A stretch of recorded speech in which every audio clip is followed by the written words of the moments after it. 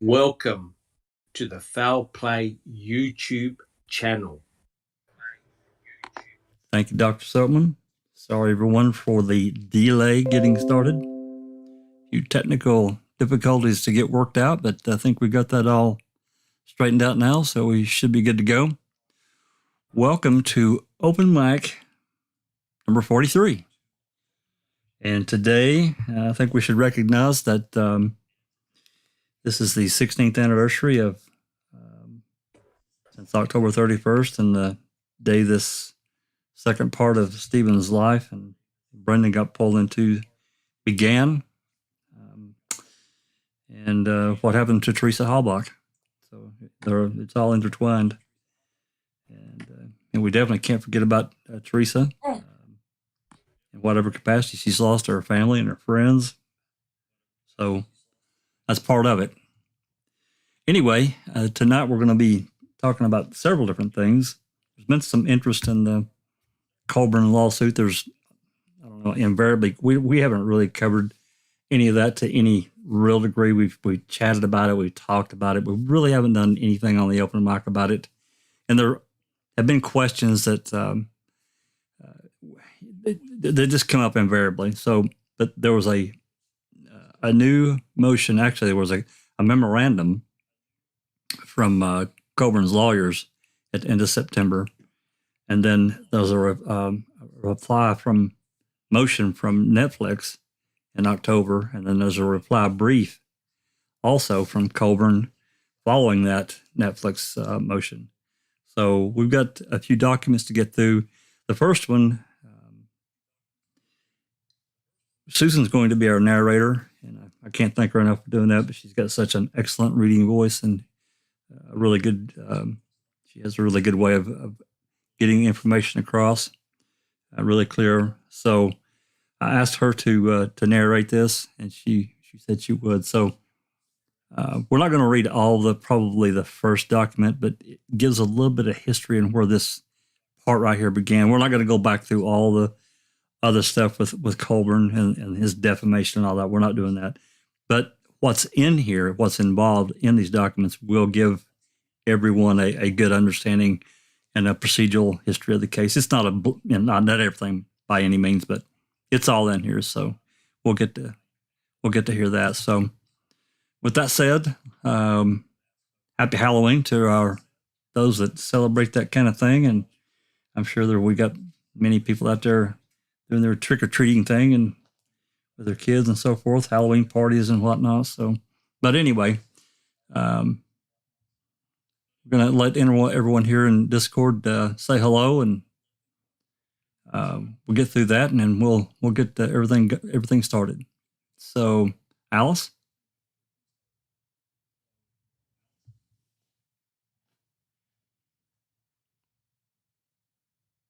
Did we lose Alice? Oh, there she is. The computer's being a bit slow tonight. Hi, guys. Thanks for joining us tonight. No, you're not feeling that well. Thanks for coming, Alice. Linda, checking convictions. Hey, happy Halloween, everybody. Beetlejuice. Inexplicable Susan. Hi, everyone. It's my fault we're late. Happy Halloween. That's okay. Sunshine, Christina. Hi, everyone. Happy Halloween. And Dr. Silkman. Happy Halloween, everyone. Been there, done that. I'm from your future. I need lottery tickets. So do I. Yeah, don't we all? Okay. And I'm going to let, this is, like I said, this is going to be narrated by Susan. And the first document you see there, this is I think it's September 24th, last month is when this document came out. And again, I'm going to let Susan play it by ear, however much she wants to. If you need to pause and take a drink, whatever, please do so. There's no set hard and fast rule here. So, Okay. And then, I think probably the first 5 or 6 pages of this, I think is probably going to give everybody a good lowdown, but we'll see where a good breaking point is, because not only, go ahead. I was just going to say, you just let me know when you want me to stop. Okay.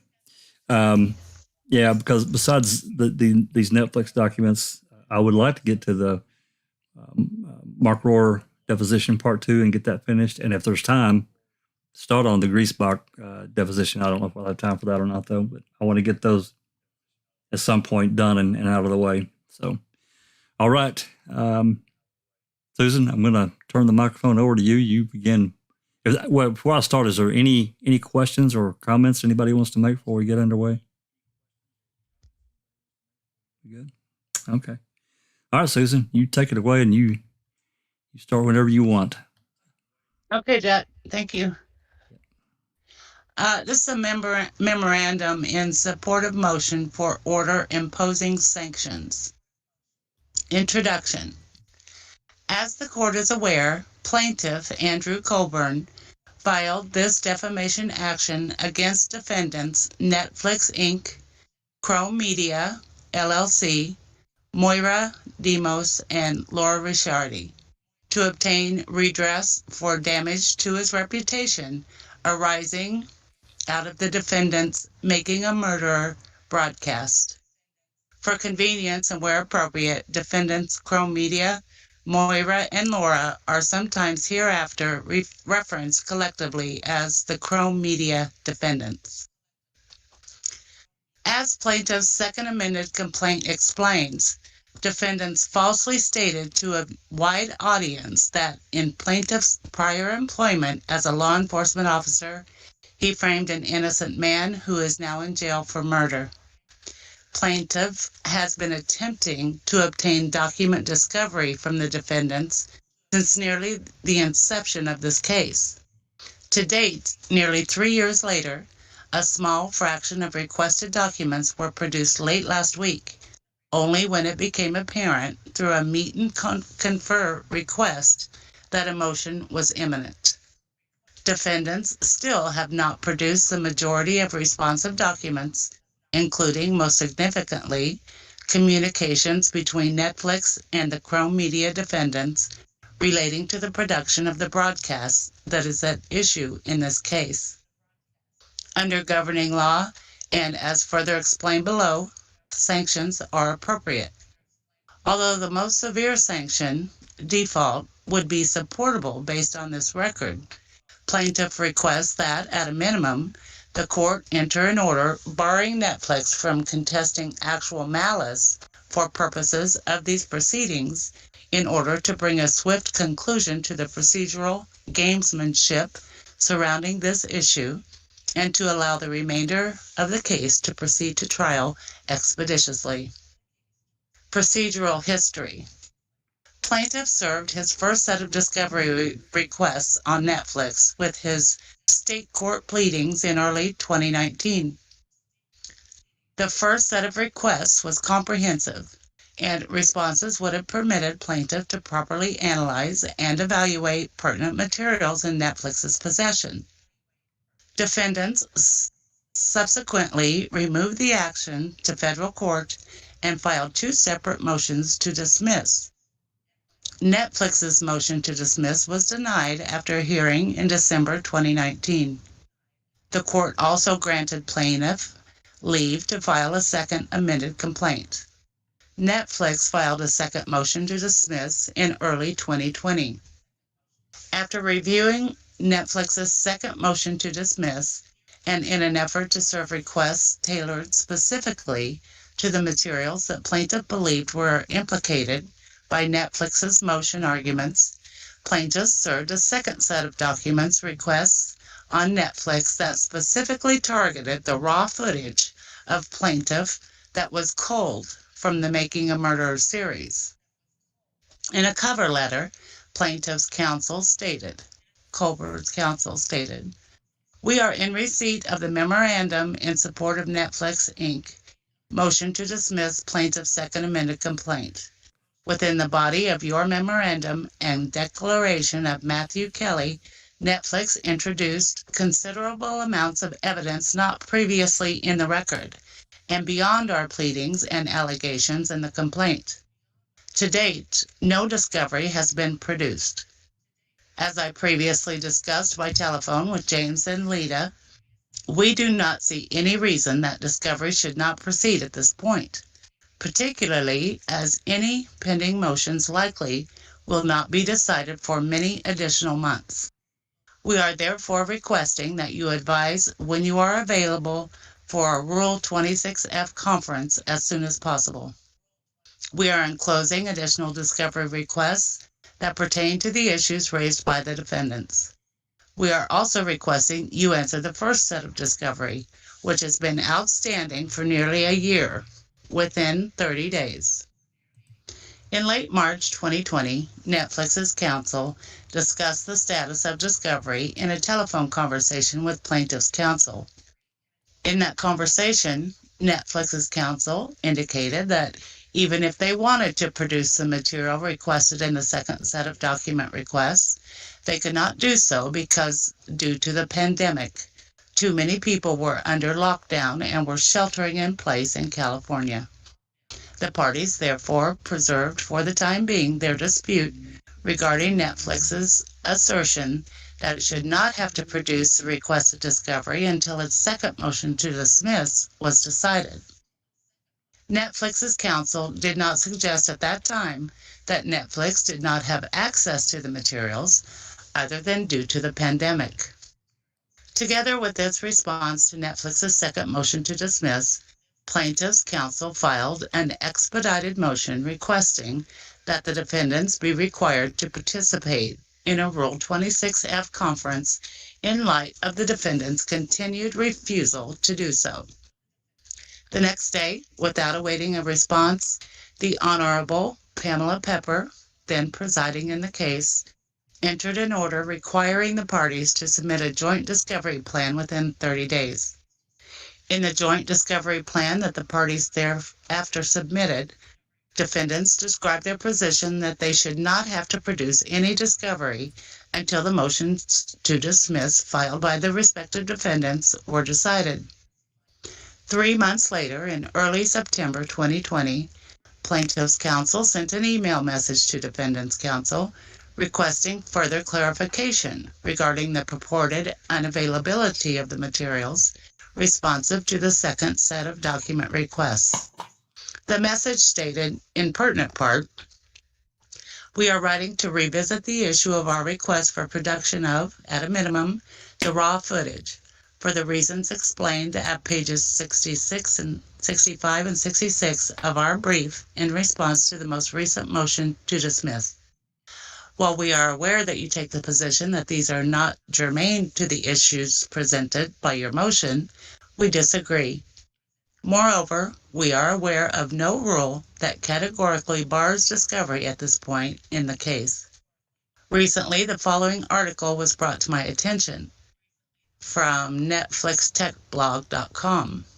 It asserts, among other things, that Netflix adopted Google Cloud's G Suite in 2013. This means our entire corporate file sharing platform is Google Drive. Thousands of users, millions of files within the cloud, accessible everywhere. Given the likelihood, according to this article, that the information we seek is electronically available to any number of Netflix representatives and is likely accessible from anywhere, it appears that we may have been duped into understanding that this material cannot be safely produced during the pandemic.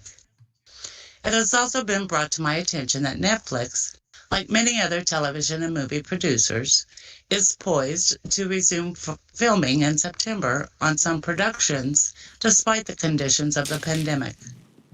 Accordingly, even assuming that the raw footage is not readily available through electronic file sharing, it appears unlikely that current conditions would prevent all access to the areas in which the materials are stored.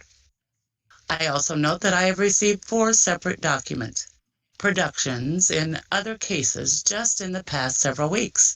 Therefore, other firms are finding ways to produce documents in a timely manner. We would appreciate a candid response as to whether the raw footage is technologically accessible, and regarding its availability.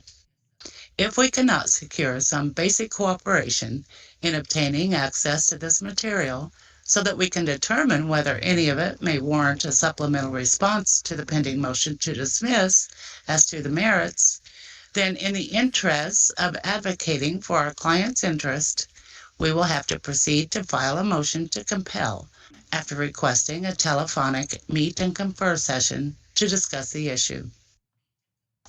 After waiting 25 days, plaintiff's counsel again wrote to NetFlix's counsel to follow up the request.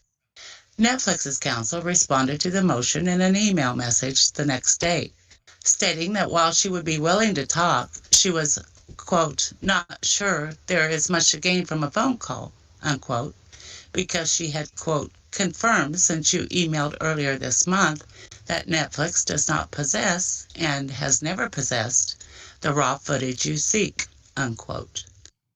Netflix's counsel also indicated that because Netflix continued to oppose any discovery prior to resolution of its second motion to dismiss, there was a, quote, fundamental disagreement between the parties about how and when discovery should proceed, unquote. Netflix's counsel further suggested that Netflix was taking Judge Pepper's failure to, quote, contact the parties, unquote, after the filing of the joint discovery plan as a sign that the court agreed that defendants could refuse to provide discovery until the motions to dismiss were decided. After a meet and confer conference, plaintiff filed a motion for an order compelling initial disclosures. At the December 2020 conference with the court that occurred after judicial reassignment, the court indicated that the defendants did not have license to grant themselves a unilateral, self-imposed stay of discovery, and noted that the defendants should have sought a protective order. An audio attachment, The court ordered defendants to answer any pending or outstanding discovery within 14 days of the court's determination of the pending motions to dismiss, noting that due to the circumstances of the, quote, procedural morass, unquote, awaiting resolution due to the various motions to dismiss, the court would require the defendants, quote, to turn around responses promptly, unquote, after resolution of the motions. After the court's decisions denying the defendants' motions, Netflix provided written responses to plaintiffs' second set of document requests, but not the first set. Netflix takes the position that plaintiffs' first set of discovery is moot as a result of the removal to federal court. It also became apparent after the fact that Netflix was ignoring the express request in plaintiffs' counsel's March 2020 letter that defendants answer the first set of discovery requests on the ground that the letter did not include another copy of the request. In response to plaintiff's second set of document requests, Netflix asserted numerous objections before reiterating that it allegedly does not have possession of responsive materials.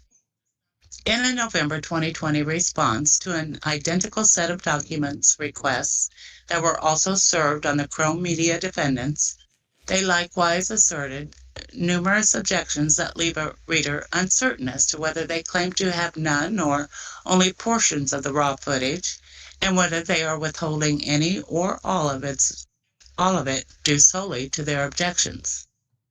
With respect to defendants' court-ordered initial disclosures, which were to occur within 14 days of the decision on the motions to dismiss, the rules provide the defendant may provide, quote, a copy or a description by category and location, unquote, of the documents or materials. Unsurprisingly, defendants uniformly elected to describe rather than produce. When plaintiffs' counsel made a follow-up request for access to the materials described in the initial disclosures, Netflix's counsel responded that the materials would only be made available in response to a formal request and after entry of a protective order. Plaintiff sent a formal request the following day that mirrored the language of NetFlix's initial disclosures. Plaintiff's counsel also requested that the proposed protective order be forwarded, quote, as soon as possible, unquote, in order to facilitate the exchange of documents. A week later, counsel for the Chrome Media defendants forwarded the proposed protective order to plaintiff's counsel, indicating that it was drafted to closely follow the model protective order contained in the Eastern District of Wisconsin local rules. NetFlix subsequently responded with written responses to the third set of discovery requests, indicating that it would produce responsive documents, subject to numerous objections after entry of a protective order. Following an exchange of communications between counsel and revisions to the draft stipulation for the protective order that were made in light of the court's comments at the July 28, 2021 status conference, the court signed the protective order on August 19, 2021. Plaintiff's counsel again asked defendant's counsel on August 23, 2021, when they would be provided documents or access to them. NetFlix's counsel advised that she would be forwarding a proposed electronic discovery protocol that would address such things as Bates numbering, production format, etc. However, when the document was received 3 days later, plaintiff's counsel found that it purported to impose numerous technical specifications to both parties' discovery requests and contained a provision that would exempt NetFlix from searching for or producing documents that it deemed not, quote, available in a usable form in the ordinary course of business, unquote. After reviewing the proposed, quote, protocol, unquote, plaintiff's counsel wrote back to NetFlix's counsel stating, in pertinent part, in the initial joint discovery plan, the parties advised the court as follows. Any issues concerning the disclosure, discovery, or preservation of electronically stored information, ESI, including the form in which it should be produced. At this time, the parties do not anticipate any special issues related to the disclosure or discovery of electronic information, but will promptly address any issues that do arise during the course of discovery. When defendants insisted that an updated joint discovery plan be provided prior to the most recent scheduling conference, the foregoing assertion was reaffirmed by reference. Accordingly, we request that you produce responsive documents within a week of this communication under the procedures specified in the pertinent Federal Rule of Civil Procedure. E. Producing the documents or electronically stored information. Unless otherwise stipulated or ordered by the court, these procedures apply to producing documents or electronically stored information. I might skip this. That little part. What do you think? Yeah. We've probably covered enough of this particular document, I think. Yeah. That gives everybody really kind of the history of where this next part starts. Yeah. So you think so? Colborn's lawyers are just complaining that Netflix is not giving up the discovery. Yeah. It's Netflix's fault that there was a pandemic. All right. Yeah. Yeah. Well, let me get this turned off for a second and so we can talk. Number one, and I should have done this to begin with. I really have to thank Cherie, I don't recall, and for providing these documents. A few days ago, Sunshine Christina asked me if I had them or whatever, whether could get them, whatever, and the discussion ensued. And I knew that at one point that Cherie had access to be able to get things like this, and but I wasn't sure if she still did. So I sent her a message, and literally within, she was at work when I messaged her, but literally within 2 hours, I had 5 or 6 documents. So hats off to her, and can't thank her enough for doing that and sharing with us immediately. And these documents, all the documents that are discussed here will be shared. So that's number one. Number two, and I'm going to let Christine explain, but there's this document here, there is an amended correction. Now tell them why there was a correction, Sunshine.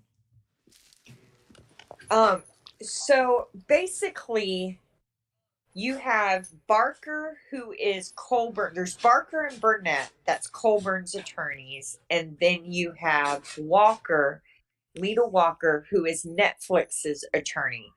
The main one. That's the main one. That's the one that's handling all of these motions.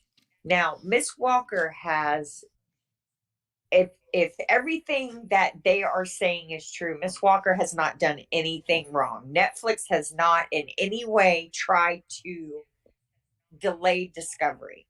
She had, every time that there was a conference by phone or a meeting or a scheduling, like they had a conference with the court, Walker would draft an email that day summarizing events and send it to Barker.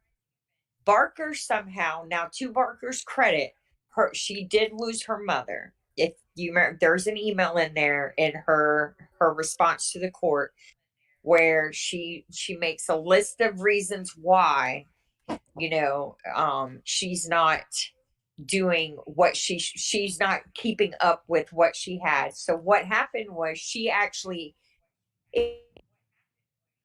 didn't see the email is her excuse from them, but she's trying to act like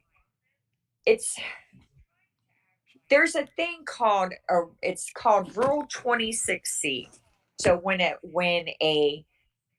a civil suit is taken from state court to federal court, then the request for discovery has to be refiled. And Netflix under federal rules. Under federal rules. It's not Netflix's rules. It's the rules of the court. And Netflix has repeatedly told them, hey, refile these discoveries and we will see what we can do about complying. We recommend that you look at them because some people have been dropped, some things have been changed, and you probably need to adjust what you're asking for. And they have also repeatedly expressed, once she confirmed it, Netflix does not have the raw footage. And that's what they're after. They are seeking the raw footage, and Netflix doesn't have it. And what's weird is, why didn't she file this suit against Chrome Media? I mean, they're all, it's tandem. They're all working together. And so Colborn's motion for sanctions skipped two important steps. It skipped a conference with the defendant's attorney saying, hey, you're not complying with discovery. Why aren't you complying with discovery? She never said anything to them about it. In fact, they had spoke like 6 days previous. Netflix had sent stuff, complying with discovery. And then out of the blue, without filing a motion to compel, asking for discovery first, they file a motion for sanctions. This memorandum that Susan just read. Yeah, and and so Netflix is not happy about it. And Netflix actually tried twice to get her to drop this. And is like, look, if you don't drop this, we're going to ask for attorney's fees. This is a meritless motion. It does not, we have not done anything to warrant this. In fact, we have gone above and beyond. Yeah, that's all. That's all coming on the next. Yeah, and it's crazy when you read it. It's like bad comedy. I mean, there's no aspect of this case that makes sense at all. Because, go ahead. So they had to file a correction because she left out, this lawyer for Colborn left out an email that was supposed to have been part of the document. There's two documents that I'm not going to show, but they will be included in when everything gets linked in the video description. Probably tomorrow I'm going to get Zoe to link everything to the website, so it has a permanent host. And but the declarations will also be included. I'm not going to show them because it's emails and anyway. She forgot an email to include in the declaration, so she had to file for a correction. So, yep. And the thing of it is the Rule 26F conference wasn't until May of 2020. So all of this stuff prior to that doesn't even matter. And when you read Netflix's response, when you read Walker's response, she's got it broken down. She's like, these are the key dates. yeah. And she explains why they're important. I mean, the level of intelligence as far as attorneys goes is like night and day. Once you read her motion versus the one that Susan just read, when Susan reads Walker's response, you're just going to be blown away because you can tell that it's two different, drastically different caliber attorneys. Yeah, the Walker, she's really measured. She's really considerate. They don't come across as a big arrogant corporation and that kind of thing. No, so they're not throwing their weight around. They're right. not trying to act like they're superior. They're She's just trying to get they're trying to get them to do the right thing and file these things properly with the court so that they can deal with it. So yeah, I thought Walker's was really, really, really good. So the last motion wasn't even decided until May 26th of 2021. So technically, because no one ever said that discovery needed to, because they brought it up, and Judge Pepper didn't say no, discovery needs to continue while these motions are being decided, and she would have if that's what she wanted them to do. Because they didn't say that, Netflix really, by law, doesn't have to start providing discovery until all the motions to dismiss have been decided. That's the right. last one wasn't decided until May 26th of this year. So it's, so all these dates that she just mentioned really do not matter because one, the first set of discoveries were improperly filed. They've never been refiled. The second set of discoveries wasn't filed until, I forget, sometime in 2020. It's, it's just sometime in 2020. 12th. I can't. Yeah, March 12th of 2020 is when she served the second set of discovery requests. It's really, really, it's absurdity is what it is. I mean, I asked someone if they thought that the court would likely order, because, the Netflix attorneys aren't cheap, right? So however many hours she spent filing this motion or filing the responses to this motion and all the filing fees. And there's something else weird. She went, Barker, instead of sending correspondence by email, which would make it faster, she sends it by registered mail, knowing most people are working from home because of the pandemic. So it's sitting at the office unopened for days. It's like they're intentionally trying to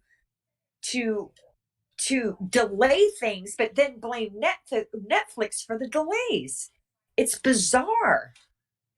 Yeah, I think it's really a little unprofessional on her part. But any questions before we move this next motion? That this is going to be the Netflix motion. So, any questions, Doc? Anyone? I've been watching the chat, so I apologize for that.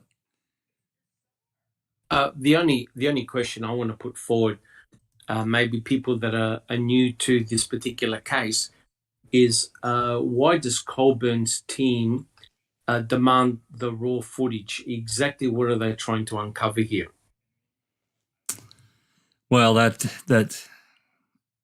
my guess is that they're going to try to put it onto the filmmakers. Look, this is what they filmed in court, and this is what they presented at MAM, which I think we all can follow the transcripts and see that anyway. I think it's kind of, to me, it's moot, but exactly. It's in the transcripts. Exactly. So I don't really know. Go ahead, Linda, please. I was just going to say, I think what they're doing is asking the impossible. Netflix to be responsible for a public opinion that they had no idea what was going to happen when they released it. They were either going to be hated or it was going to be a success. And whatever the public took from what Andy's participation was in this Making a Murderer is not the fault of Netflix, how we perceived it. And I think that they're asking for something that is literally impossible to control. I think it's moot anyway, because whatever Netflix did from a creative standpoint, it's a drama creation moment, for them. And while me personally, I've said it before, I probably will continue to say it, that I wish they'd just played the trial footage as is and not added any kind of dramatic effect.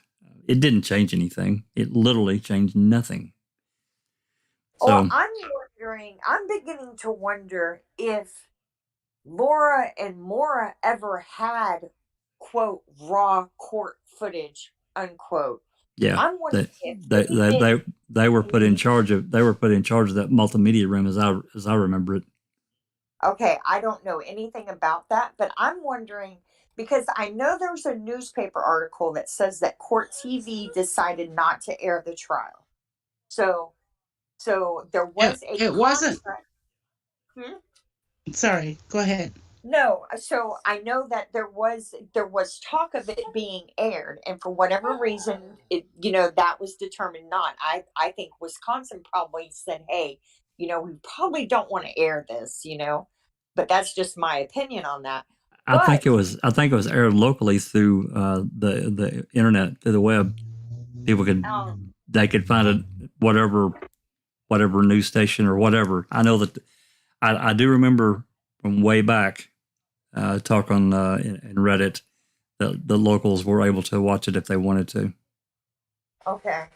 And I also wonder if they aren't trying to game the footage to use for the convicting documentary. I think that might also be something there too. There's so many things that could be the real focus of this, and the way that they keep harping on this raw footage, they need it for something. So it's likely because and then I had another theory that maybe they're trying to seize all the actual footage to try and control, maybe there was something that was done, or there was somebody in there in the court, or there was something that they don't want aired. They're afraid somebody's gonna get a hold of. But again, it's all in the transcripts. The entire trial. Spectators is what I mean. Maybe someone was in the court, or maybe something was, maybe Laura and Maura filmed something outside of the courtroom in the halls, or you know what I mean? I think it's all a You cut out. We lost you. You still there? Well, nonetheless, I do remember because Laura and Maura were back in that media room all the time anyway. I don't remember which reporter, or I do remember reading a report, though, that basically because they were back there all the time anyway, they were left in charge of these various news channels' cameras. So, they were just going to leave the camera still. And they asked if there was somebody that could, wanted to man that camera. And one of them volunteered to do that and got much better footage than would have been. Yeah. I thought, and I think it's true. I think it's case by case, but a lot of trials are recorded in Wisconsin, but that's I'm not going to get off on that. That's a separate thing. But regardless, anyway, before we move on, any more questions? Well, just a couple comments. Yep. Zapper or Bethany says they can. No, move this a second. they can get raw footage from the local news channels and from court TV. And then Zapper says Colburn's position in this is that the footage was edited to enhance Colburn's negative look. Yeah, I would agree with. I would definitely would agree with what Sapper up there is saying, because of just portraying him in a maybe not necessarily a negative light, but certainly not a positive light. And again, that goes to creative bias or whatever, Right. So wait, are they saying that they actually made him look more suspicious than he was? Well, that's why I said that he's asking, Netflix or the producers to be in charge of how the perception of the public is. Yeah. I mean, unless they physically went in and raised his eyebrows higher than they were. Right. You know what I mean? Or his forehead. Let's get real. His eyes bulge out more than they did. I don't see how. I mean, does he really think he looks less suspicious when he's lying? Look, you can't. I think that's exactly. What it is, Christina. He's trying to say that they made him look worse than what it actually was during the court case and that. And yes, Donna, I completely agree with you in the chat. The transcripts tell 1,000 words. Never mind the video footage, you know what I mean? It's all there in black and white in the transcripts, and he looks just as bad, or if no worse, on the paper than he does through the videos, in my opinion. Well, unless they're trying to suggest somehow that Netflix or Laura Mora went in and CGI'd, some kind of special effects to Andy's face. I can't go there, but moving sentences around and that kind of thing. I don't know. Go ahead, Linda. I don't agree with that editing either, Jax, but I don't think it would have made much of a difference. Colborn looks like Colborn, and he is what he is, and that's just the way it is. But TTM Fangirl has a question. Says, was the film ever shown at a film festival like KK has claimed? Do we know? I remember hearing that. I do not know that for positive, but I do remember that, and it may have been something that it was an article. Maybe he may have even been the one that said it, that they shopped it around at some film festivals, but I don't know that. Yeah, it was only like 3 episodes or something. It was a shortened version. It debuted in the Sundance Festival in 2010. I heard that. Yeah, that sounds right. Yeah, I've heard that a couple of different times. But Netflix didn't start communicating with them about this till 2013. I didn't know that until I started reading these documents. So, yeah, I wonder I want to know what they had at the Sundance Festival. Oh, that would be interesting. Yeah, I've tried to find that, and I haven't been able to. So, Actually, it was Ken Kratz that mentioned. I'm not sure whether it was in a conference, one of the conferences that he did, but he did mention the fact that there was a shortened version of Making a Murderer presented at some festival, and that really pissed them off as well. The other thing is that Ken Kratz also wanted all the raw footage from the girls, because he thought the impression he had was that they were actually working as part of the defense team. So Ken Kratz wanted to secure all the raw footage in case there was material there that was pertinent to the case. So he's not the only one that wanted that raw footage. And as you know, Mr. Kratz covered the controversy in one of his chapters when he actually put up the transcripts of what was shown the trial by Netflix, and also what was actually in the original transcript. And essentially what was cut out were the interjections of Ken Kratz to the judge. So in essence, the intent of what Colborn said changed nothing because Dean Strang was questioning him at the time. And so Colborn was up in arms because he felt that Netflix, the splicing of the material made him look like he was responding to another question. But if you look at the original transcripts, unedited, the actual intent of the questioning is exactly the same, right? It's exactly the same. They just edited out the interjections by Kratz and also the response by the judge. That's right. Kratz objected a time or two, and that wasn't in there, and it changed nothing. Correct.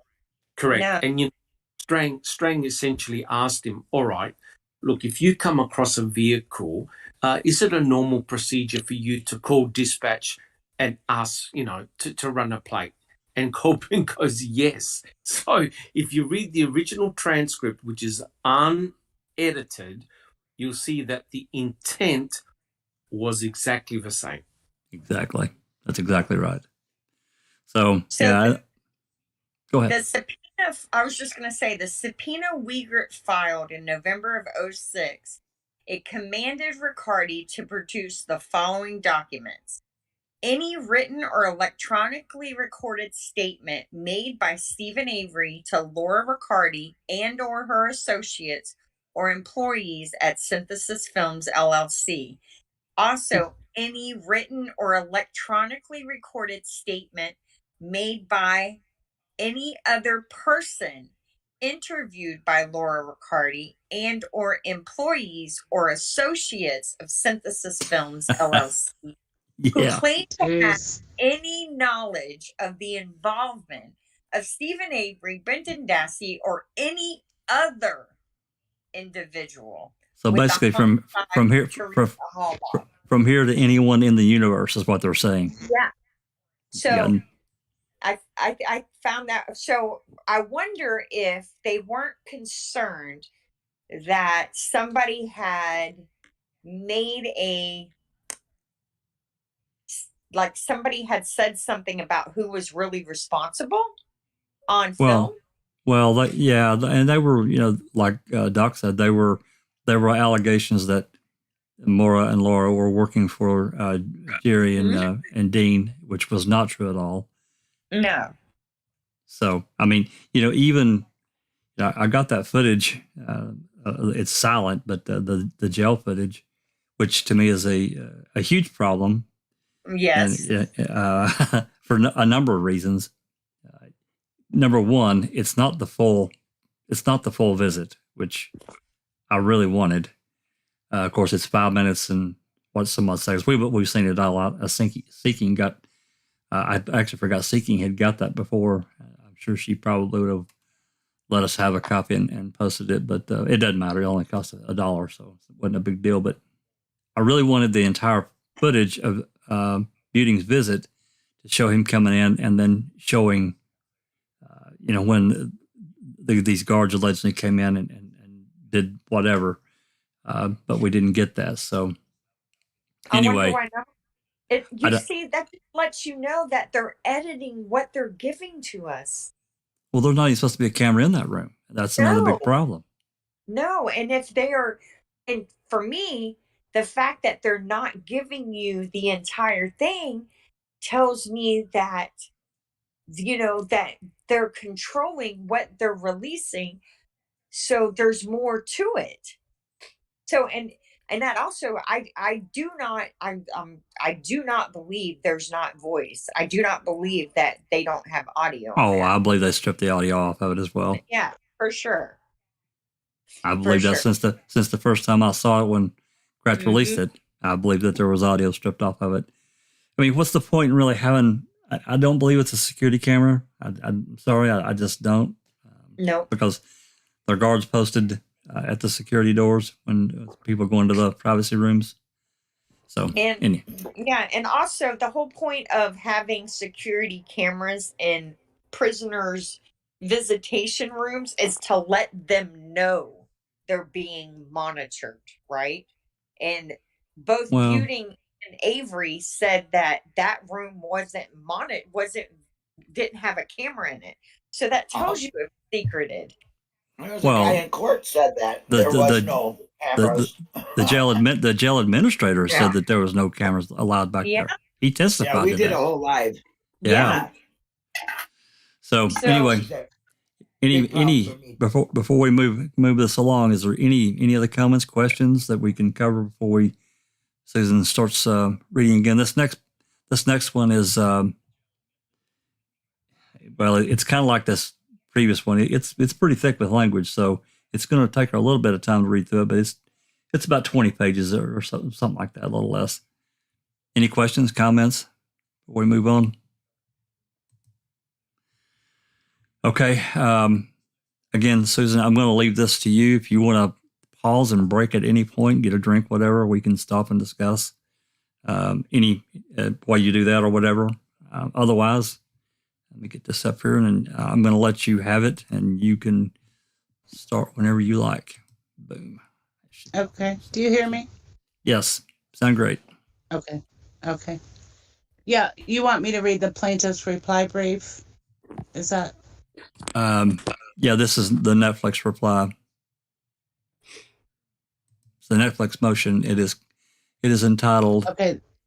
That would be the defendants. Defendant Netflix Incorporated opposition to plaintiff's motion.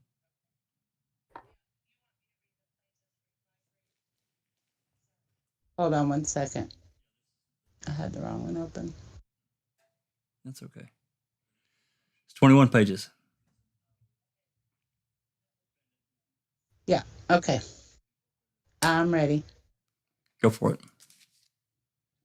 Okay. This is defendant Netflix Inc.'s opposition to plaintiff's motion for order imposing sanctions and cross motion for an award of attorney's fees. Introduction. Plaintiff Andrew Colborn's motion for sanctions is perplexing. Pardon? Is something wrong? Now there was an echo. I have an echo? I don't know if you do. No, I don't hear it now. Okay. Is perplexing. Colborn does not and cannot identify any discovery rule or order of this court that Netflix has violated. To the contrary, Colborn's own memorandum and exhibits establish that Netflix has complied with the federal rules of civil procedure and this court's orders, and that Netflix's counsel has conferred with Colborn's counsel in good faith efforts to address discovery issues without the court's intervention. Netflix believed that those efforts were on track before being blindsided by this motion. Indeed, Colborn did not mention any plan to move for sanctions when counsel for the parties spoke on September 16, at which time Netflix's counsel advised that its document production would be largely complete by mid-October. If Colborn believed that Netflix's discovery efforts were nonetheless somehow deficient, the logical next step was a motion to compel. Instead, Colborn brought a motion that seeks to deprive Netflix of a constitutional defense, forcing it to file this opposition, even though it expects its production to be complete before this motion can even be decided. Colborn's improper motion should be denied, and Netflix should be awarded its reasonable attorney's fees and costs in responding to it.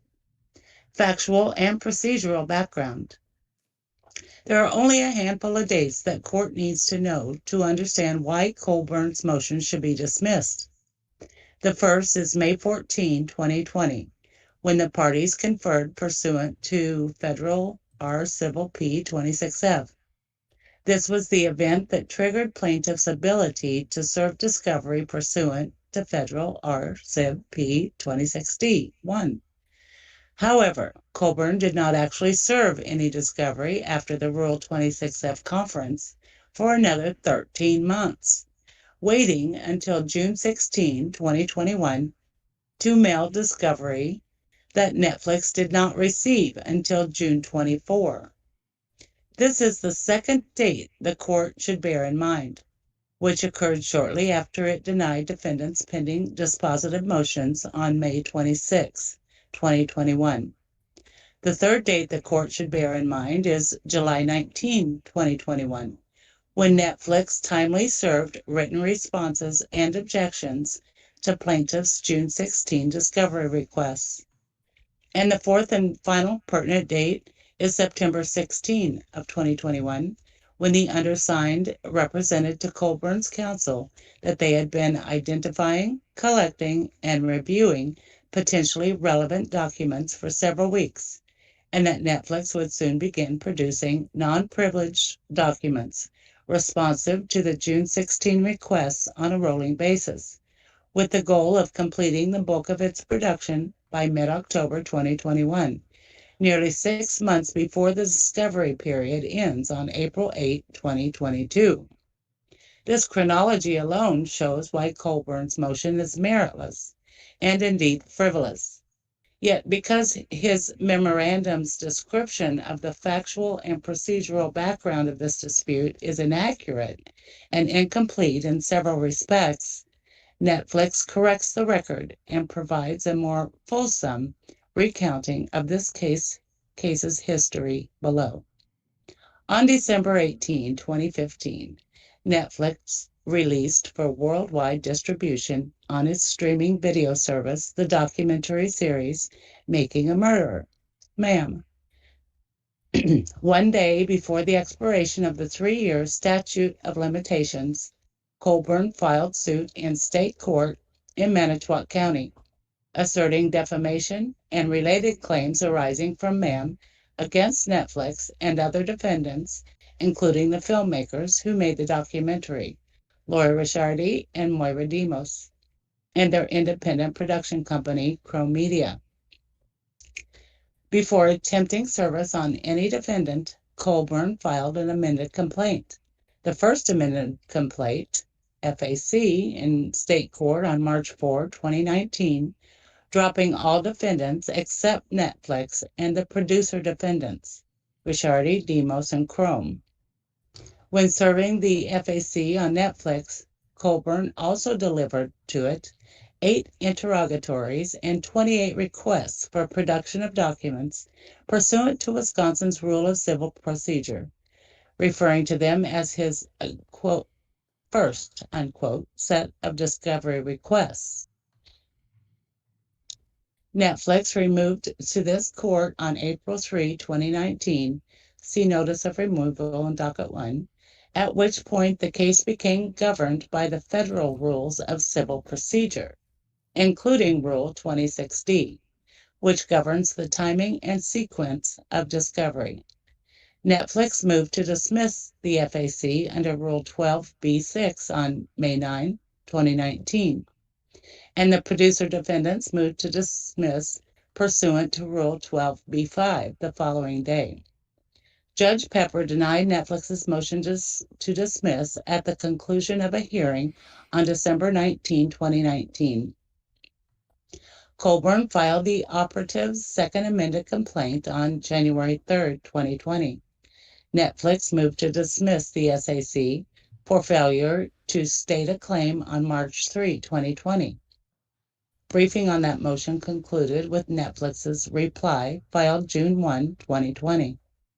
Meanwhile, during briefing on Netflix's motion to dismiss the SAC, and while the producer defendant's motion to dismiss remained pending, Colborn improperly served on March 12, 2020, what was captioned as a, quote, second, unquote, set of requests for production of documents that Colborn's counsel asserted plaintiff needed to respond to Netflix's dispositive motion.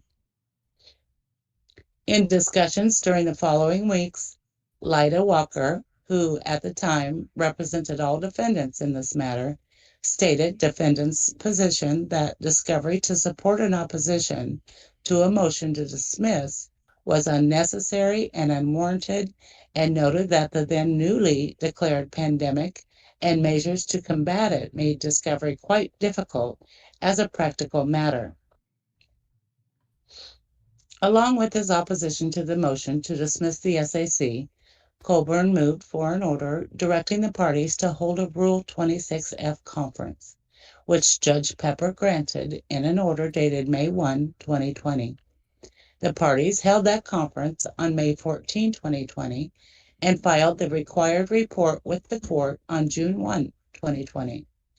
NetFlix noted in the report its position that it had no obligation to respond to Colborn's, quote, first, unquote, set of discovery requests because they were not served pursuant to the federal rules. NetFlix also reiterated in a joint report its position that discovery should be stayed until the pending motions to dismiss were decided, citing Judge Pepper's observation that courts often do not set a discovery schedule until after a motion to dismiss is decided because, quote, if the court grants the motion to dismiss, the parties would have wasted time and expense conducting discovery, unquote. NetFlix suggested that the court should order initial disclosures to be exchanged within 30 days of its final rulings on the then pending motions to dismiss. The May 1, 2020 order stated that the court, quote, will not set dates for a final pretrial conference or trial until dispositive motions have been decided, unquote, and that, quote, if after review of the Rule 26F report, the court decides that a Rule 16 scheduling conference is necessary, it will contact the parties to set a hearing, unquote.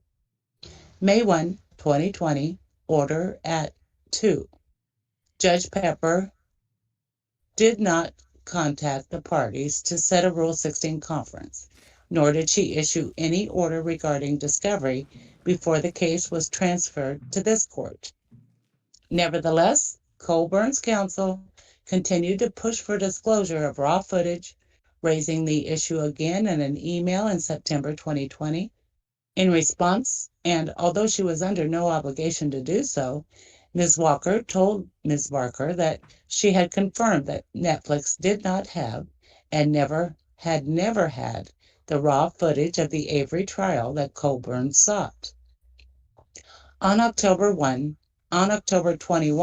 2020, the day before a scheduled hearing in this case, Colborn moved this court for an order directing defendants to serve initial disclosure pursuant to Rule 26A and, quote, to respond to plaintiff's initial discovery requests, unquote. In response, NetFlix informed the court that it did not and does not have raw footage of Avery's trial and reiterated its position that Colborn's seeking discovery in support of his opposition to NetFlix's motion to dismiss was unnecessary and unwarranted. At a subsequent hearing on December 17, 2020, this court denied Colborn's motion in substantial part and ordered defendants to, quote, provide disclosures and responses to any overdue or pending discovery requests within 14 days of the court's final ruling on the pending motions to dismiss, unquote. The court also ordered the parties to mediation, which did not result in settlement. Following the unsuccessful mediation and anticipating that opposing counsel might interpret the court's December statements regarding discovery to extend to the requests attached to the original state court complaint, Ms. Walker emailed the following to opposing counsel on March 15, 2021. With the mediation behind us, we are cognizant of Judge Ludwig's statement back in December that discovery responses will be due 2 weeks after he rules on the pending motions to dismiss, should any portion of the case survive. So as to avoid any surprises, we wanted to put you on notice that NetFlix plans to respond only to plaintiff's second request for production of documents to NetFlix Inc., which were served March 12, 2020. We will also provide initial disclosures within 2 weeks of the court's ruling, assuming the case against NetFlix is not dismissed in its entirety. We do not plan to respond to the first set of discovery requests served with the state court complaint nearly 2 years ago. Those discovery requests were rendered null and void by the removal to federal court. If you wish to properly serve those requests pursuant to the federal rules, we will answer them in the time frame provided by the rules or 2 weeks after the court rules on the pending motions, whichever is latter.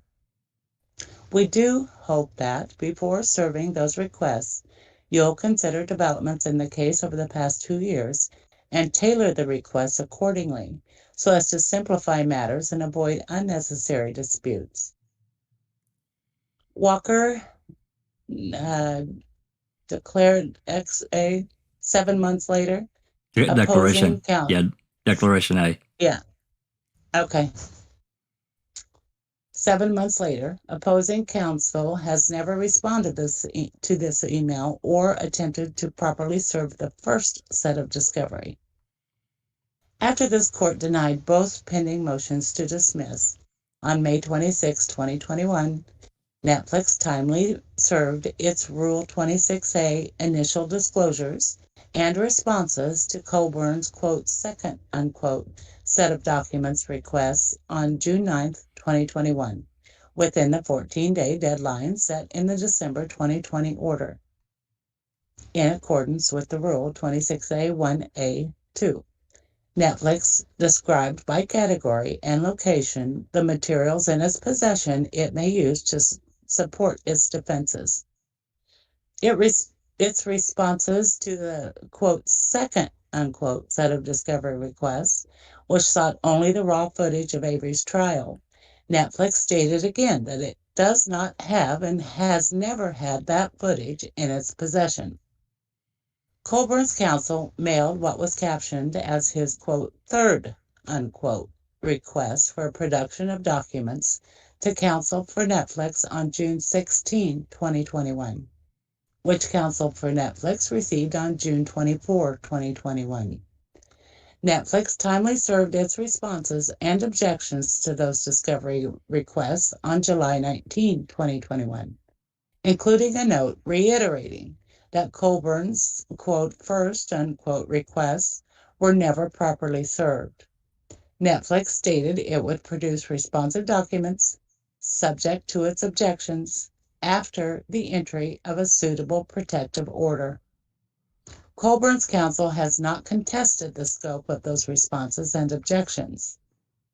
The parties again met and conferred and filed a supplemental Rule 26F report on July 27, 2021, in advance of the Rule 16 conference this court held on July 28, 2021.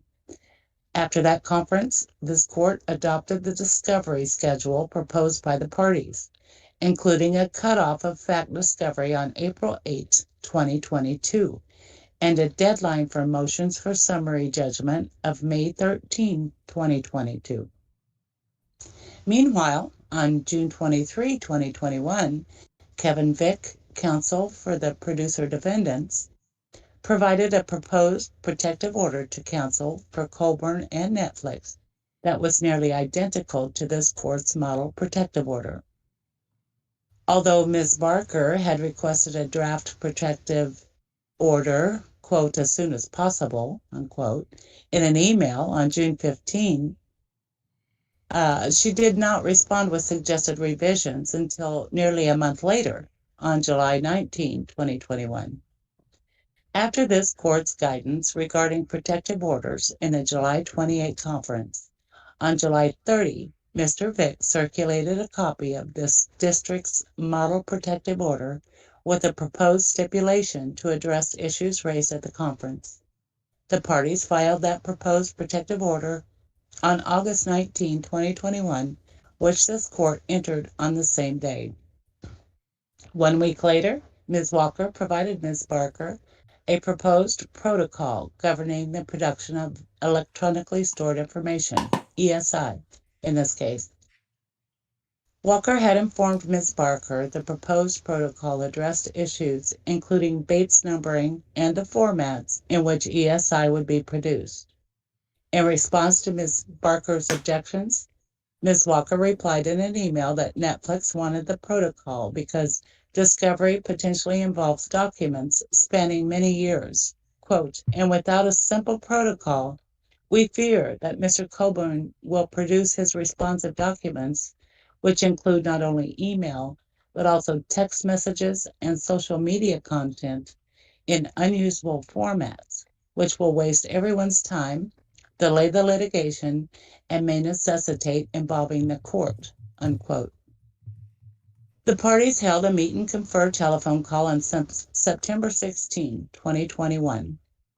During that call, as memorialized in Ms. Walker's email to Ms. Barker shortly afterward, Ms. Walker stated NetFlix's belief that having ground rules regarding production of ESI would benefit and be fair to all parties. Barker sanctions. Okay, Ms. Walker also offered to provide an extension of time for Colborn to reply to NetFlix's discovery requests, served September 3, 2021, so long as Ms. Barker requested one, as the parties had done in good faith up to that point in this litigation. Ms. Walker further explained that although drafting and discussing the ESI protocol had not delayed the document collection, review, and production process, because NetFlix began negotiating with the producers of MAM in 2013, the series premiered in 2015, and Colborn sued in 2018, collecting, reviewing, and producing all of the records responsive to Colborn's June 2021 discovery requests would take some time. Ms. Walker informed Ms. Barker that NetFlix intended to make a small production, mostly of licensing agreements, shortly thereafter, followed by productions of responsive documents on a rolling basis, with the goal of completing the bulk of the production by mid-October. Ms. Walker also told Ms. Barker that there were some documents, most notably correspondence between NetFlix and the producer defendants, that were being reviewed in coordination with Mr. Vick. Mr. Vick said that his law firm recently had an associate resign and that as a result he might need a few more weeks beyond mid-October to complete the producer defendant's production. Ms. Barker expressed understanding for Mr. Vick's staffing situation, did not object to his taking more time. The undersigned believed, based on this exchange, that Ms. Barker understood that although NetFlix's production would be largely complete by mid-October, correspondence between the defendants, reviewed in conjunction with Mr. Vick's firm, might be slightly delayed by 2 to 3 weeks. During that meet and confer call, Ms. Barker did not seek to discuss or resolve any other discovery issues, nor did she threaten to file a motion to compel or for sanctions. Instead, she agreed to consult with her co-counsel about the ESI protocol and the sequencing of the parties' discovery to see if some agreement could be reached. Ms. Barker never responded to the emails summarizing the September 16 discussion, despite Ms. Walker's request for clarification if Ms. Barker disagreed with its description of the discussion. As promised, NetFlix produced 7 documents, totaling 135 pages the next day. NetFlix made a second production of documents on September 27, 2021, consisting of 60 documents and 4 Excel spreadsheets. Colborn referenced many of those documents in his responses to NetFlix's first set of discovery, which he served on October 6. NetFlix made another production of 347 documents on the same day it filed this opposition. Thus, it has now produced the bulk of non-privileged documents responsive to plaintiffs' quote, third, unquote, discovery requests, setting aside correspondence among defendants that Ms. Walker told Ms. Barker was being reviewed in coordination with Mr. Vick's firm. NetFlix anticipates that any remaining responsive non-privileged documents will be produced within the next few weeks.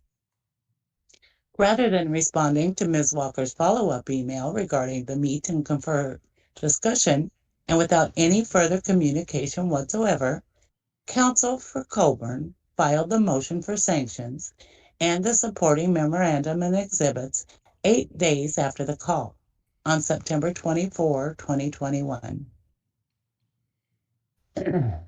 See generally, memo. Defendants counsel James Friedman conferred by phone with Ms. Barker on September 27th, during which he tried to persuade Ms. Barker that the motion was meritless and inappropriate, but she refused to withdraw it. Let's see. Ms. Walker wrote to Ms. Barker on October 7, 2021, again pointing out the motion's lack of any basis in fact or law, and asking that it be withdrawn, and advising Ms. Barker that if it was not withdrawn, NetFlix would seek to recoup fees incurred in opposing the motion. Because counsel for Colborn has refused to withdraw this motion, NetFlix is constrained to file this opposition and cross-motion for an award of attorney's fees. Argument 1. NetFlix has complied with the federal rules of civil procedure and this court's orders. This case has been pending for a long time, but the fact that it remains in the early stages of discovery is largely attributable to factors beyond the parties' control, most notably a pandemic, the likes of which the world has not seen for a century, coupled with crushing caseloads in the Eastern District of Wisconsin that kept this case in dispositive motion limbo for more than 2 years. Regardless, plaintiff's motion for sanctions should be denied because he does not and cannot identify any rule or court order that NetFlix has violated. Rather, his motion amounts to griping that NetFlix has not conducted discovery in the manner that Colborn would have preferred. For example, while case dispositive motions to dismiss were pending before the court had entered a discovery schedule, and while the court and all parties essentially operated as if discovery had been stayed. Colborn's perceived slights fall far short of the actual misconduct necessary to support the severe sanctions he requests. Colborn's memorandum admits as much, grudgingly acknowledging that NetFlix has complied with the, quote, letter, unquote, of this court's December 2020 order regarding discovery. Stripped of their hyperbole and infection, Colborn's contentions regarding NetFlix's purported misconduct do not withstand scrutiny. Colborn's complaints include that NetFlix did not respond to his, quote, first, unquote, set of discovery requests. As discussed supra, NetFlix has repeatedly stated its position to plaintiff's counsel and this court that the first requests were not properly served under the federal rules, and it therefore has no obligation to respond to them.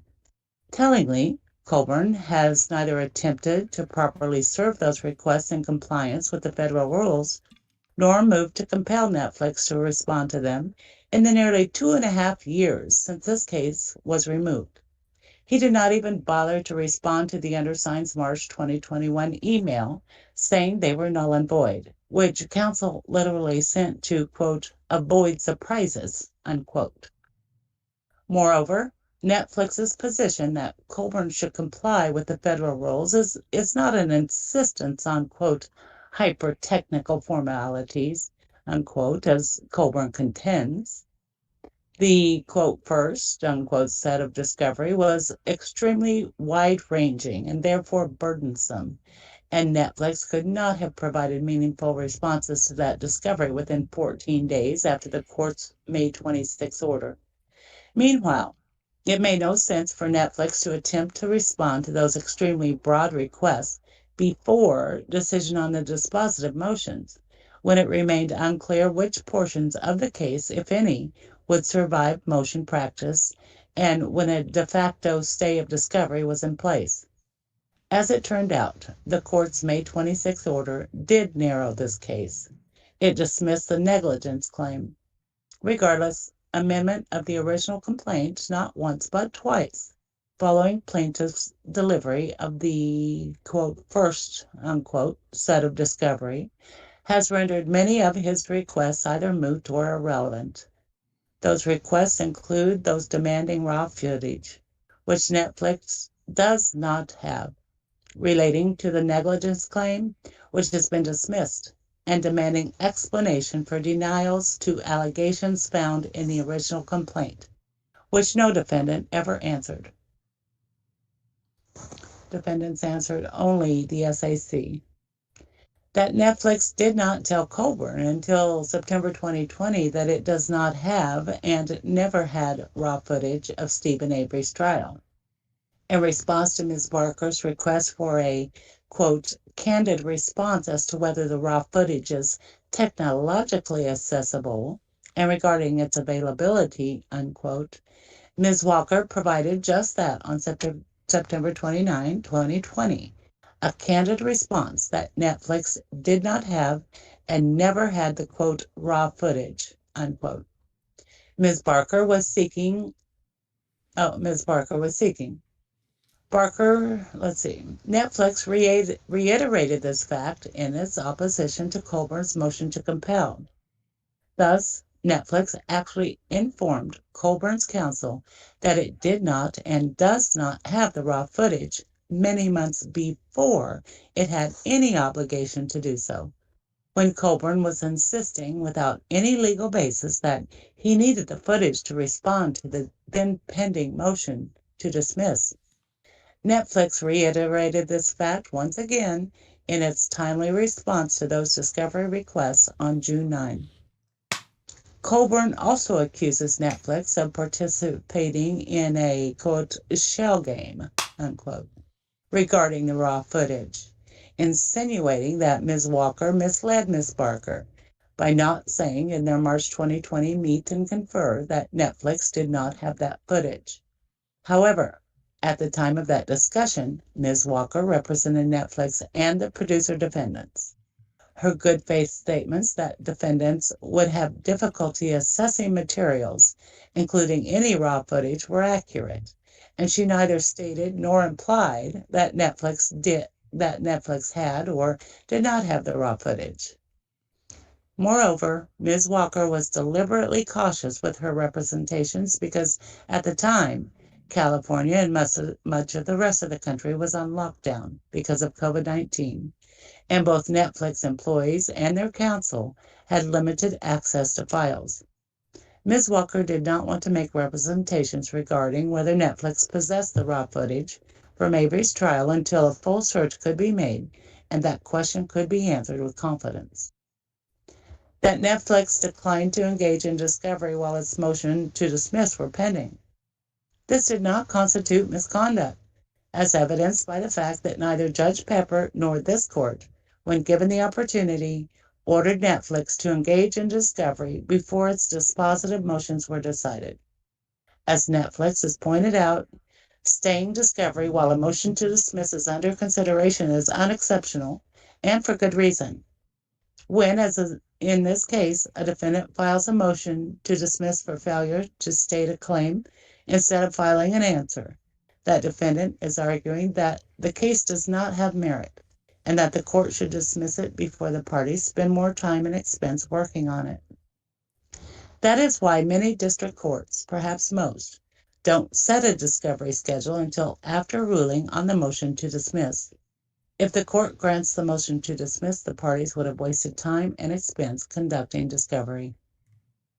Specifically regarding initial disclosures, Rule 26A1C states that a party need not provide initial disclosures if it, quote, objects during the Rule 26F conference that initial disclosures are not appropriate in this action, and states the objection to the proposed discovery plan, unquote. That is what NetFlix did. Stating all defendants' position that Rule 26A disclosures should be due 30 days after disposition of both Rule 12 motions. Nothing prevented Colborn from moving to compel while the dispositive motions were pending, and when he did, this court ordered NetFlix to respond to discovery after the motions to dismiss were decided. NetFlix did so. It cannot be sanctioned for following the court's orders. That NetFlix chose to identify documents category and location in its initial disclosures rather than produce documents mem at 7. As Colborn admits, such responses are specifically authorized by Rule 26A 1A2. Here, Colborn again implies that NetFlix should be sanctioned for following the rules. This contention is so frivolous as to evidence bad faith. That NetFlix requested entry of a protective order before it began producing documents. There is nothing untoward or sanctionable about seeking a protective order, which is expressly contemplated by Federal Rule of Civil Procedure 26C and Civil Local Rule 26E. An appendix to this court's local rules provides a template for the model protective order the parties eventually agreed to have entered in this case. Moreover, to the extent entry of the protective order was delayed, that delay is largely attributable to defendant's counsel, who waited nearly a month to respond after being provided a draft order. That NetFlix requested an ESI protocol. Like protective orders, agreements by the parties on ESI protocols are standard features of discovery, anticipated by the federal rules. The parties' discovery plan states that the parties, quote, will promptly address any issues that do arise during the course of discovery, unquote, regarding, quote, the disclosure, discovery, and preservation of electronically stored information, ESI, including the form in which it should be produced, unquote. By proposing an ESI protocol and discussing that proposal with Ms. Barker, NetFlix was attempting to address issues, including the form in which ESI should be produced. And as Colborn admits, at the meet and confer, NetFlix agreed that it would begin producing ESI in the absence of an agreed protocol. And NetFlix has followed through on that pledge. Nor did the discussions regarding the ESI protocol delay discovery, as Netflix continued collecting and reviewing documents in parallel to the discussions. That Netflix purportedly has been, quote, playing an extended game of keep away that is designed to ensure plaintiff does not receive discovery materials in time to oppose defendants' threatened motions for summary judgment, unquote. As the preceding discussion shows, this contention is not grounded in fact. NetFlix has complied with the federal rules and this court's orders, has responded to Colborn's requests properly, served pursuant to the federal rules, and has already produced hundreds of pages of responsive documents. Most importantly, summary judgment briefs are not due for 7 months from now, under the scheduling order to which Colborn agreed. Further, Colborn has not claimed and cannot show that Netflix's actions caused him to suffer any concrete prejudice. The federal rules require that, quote, at every stage of the proceeding, the court must disregard all errors and defects that do not affect any party's substantial rights, unquote.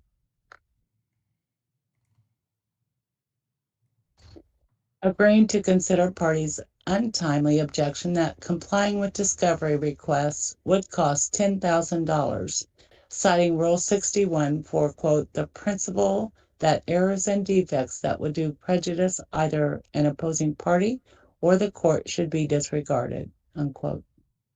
In sum, Colborn cannot point to anything Netflix has done that violates any federal rule or order of this court. His motion for sanctions should be denied because Netflix has not done anything that merits sanctions. Number 2, plaintiff's request for sanctions is procedurally improper and is unsupported by the case law. Colborn's motion for sanctions also should be denied because it's procedurally out of order and violates the well-established principle that discovery sanctions must be proportional to the misconduct sanctioned. Colborn attempts to justify his request for sanctions under Rule 37, but that rule, by its term, does not apply in this instance. The provision cited by Colborn, Rule 37B-2A, provides for sanctions where a party has violated a court order regarding discovery. NetFlix has not violated any court order. Rule 37 sanctions are therefore unavailable. The cases Colborn cites involving Rule 37 sanctions, for example, involved either the violation of one or more court orders or violations of other Rule 37 provisions, such as lying during depositions. See the NHL versus Metro Hockey Club, affirming Rule 37 sanctions for violating court order to answer interrogatories. Or Houston versus CG Sex Serves, affirming imposition of Rule 37 sanctions where lower court found sanctioned party, quote, had engaged in a pattern of obstreperous discovery behavior by testifying falsely about its documents and discovery efforts, failing timely to correct false representations regarding its discovery, falsifying documents, and impeding the fair conduct of depositions. Or Crown Life Insurance Company versus Craig, affirming Rule 37 sanctions against party whose, quote, response to discovery was marked by contumacious conduct, unquote, including violating multiple orders, compelling production of certain data, and apparently using that data to prepare a trial witness. Or Autexpo SPA versus Midas International Corporation. Parties, quote, willful pattern of disregard for the court's order and rules, unquote, included violating 2 court orders, citation omitted. The Seventh Circuit has held that generally a motion to compel a court order and a violation of that order must occur before a party can seek Rule 37 sanctions, with the narrow exception that, quote, a party receives notice that certain discovery proceedings are to occur by a specific date and then refuses to comply, a court may impose sanctions, unquote. Tacitly admitting that NetFlix cannot be sanctioned under Rule 37, Colborn falls back on the fact that courts may use their inherent power to sanction litigants whose, quote, conduct falls outside the express term of Rule 37, unquote. To sanction a litigant under its inherent power, however, a court must find that that party, quote, willfully abused the judicial process or otherwise conducted the litigation in bad faith, unquote. Ramirez versus T&H Lamont, Inc. Further, the severity of a sanction should be proportional to the gravity of the offense. Jackson versus Murray. Even if Netflix's behavior were sanctionable, and it most definitely is not, nothing Colborn describes in his motion even comes close to the severity necessary to justify imposing inherent power sanctions, precluding a constitutional defense. The cases Colborn cites show that Netflix's conduct is not in the same league as that which is properly sanctioned under a court's inherent authority. In Ramirez, for example, the Seventh Circuit affirmed dismissal of the case under the court's inherent authority, where the plaintiff offered a witness money in exchange for favorable testimony. And in Dotson versus Bravo, the court dismissed the case as a sanction under both Rule 37 and its inherent authority because the plaintiff had litigated under a false name, lied in depositions and to the court, and violated court orders. Any sanction against Netflix in this situation would be disproportionate because Netflix has not engaged in any misconduct. Prohibiting Netflix from raising a First Amendment defense to this defamation action by a public official would be particularly inappropriate. The actual malice standard is intended to protect criticism of the conduct of government officials, such as Colborn, and serve the, quote, principle that debate on public issues should be uninhibited, robust, and wide open, and that it may well include vehement, caustic, and sometimes unpleasantly sharp attacks on government and public officials, unquote. New York Times Company versus Sullivan. This constitutional principle should not be abandoned in the cavalier fashion that Colborn suggests. Because Netflix has not engaged in any conduct sanctionable under Rule 37 or the court's inherent authority, Colborn's motion should be dismissed. 3. There's 3 pages left, or 3 pages left. Yeah. 2.5.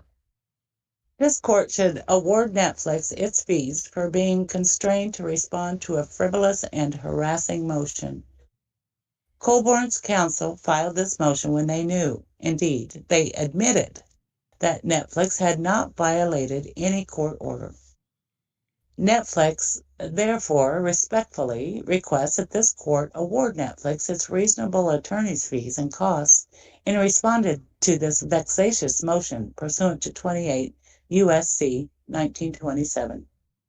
An attorney who, quote, multiplies the proceedings in any case unreasonably and vexatiously may be required to pay the opposing parties reasonable attorney's fees and costs incurred in responding to the unreasonable litigation conduct.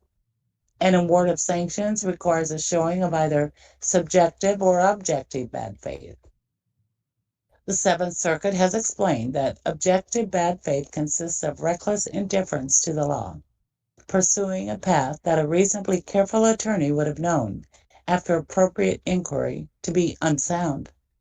This motion for sanctions was filed with objective bad faith, for the reasons set forth supra, regarding the motion's utter lack of merit.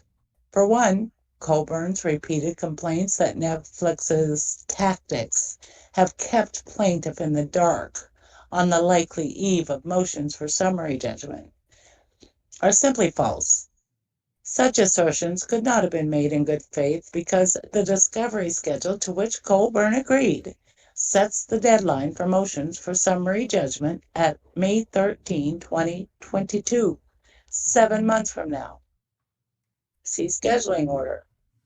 Similarly, the motion suggests that Netflix's decision to identify documents by category and location in its initial disclosures is sanctionable, even while acknowledging in the same breath that Rule 26A 182 explicitly provides for that response.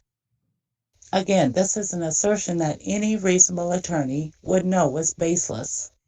Another reason is that the motion seeks sanctions pursuant to Rule 37 B2A, which applies only where a litigant has violated a court order, and Colborn's counsel admitted that Netflix has not violated any court order.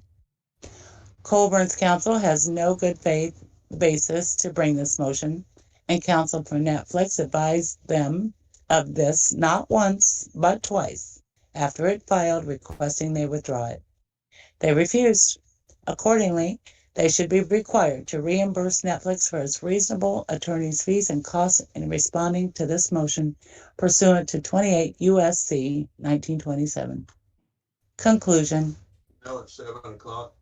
For all of the foregoing reasons, Netflix respectfully requests that this court deny Colborn's motions for sanctions and award it its reasonable attorney's fees and costs in responding to this motion. October 15, 2021. Indeed, Thank you, Susan. and without doubt.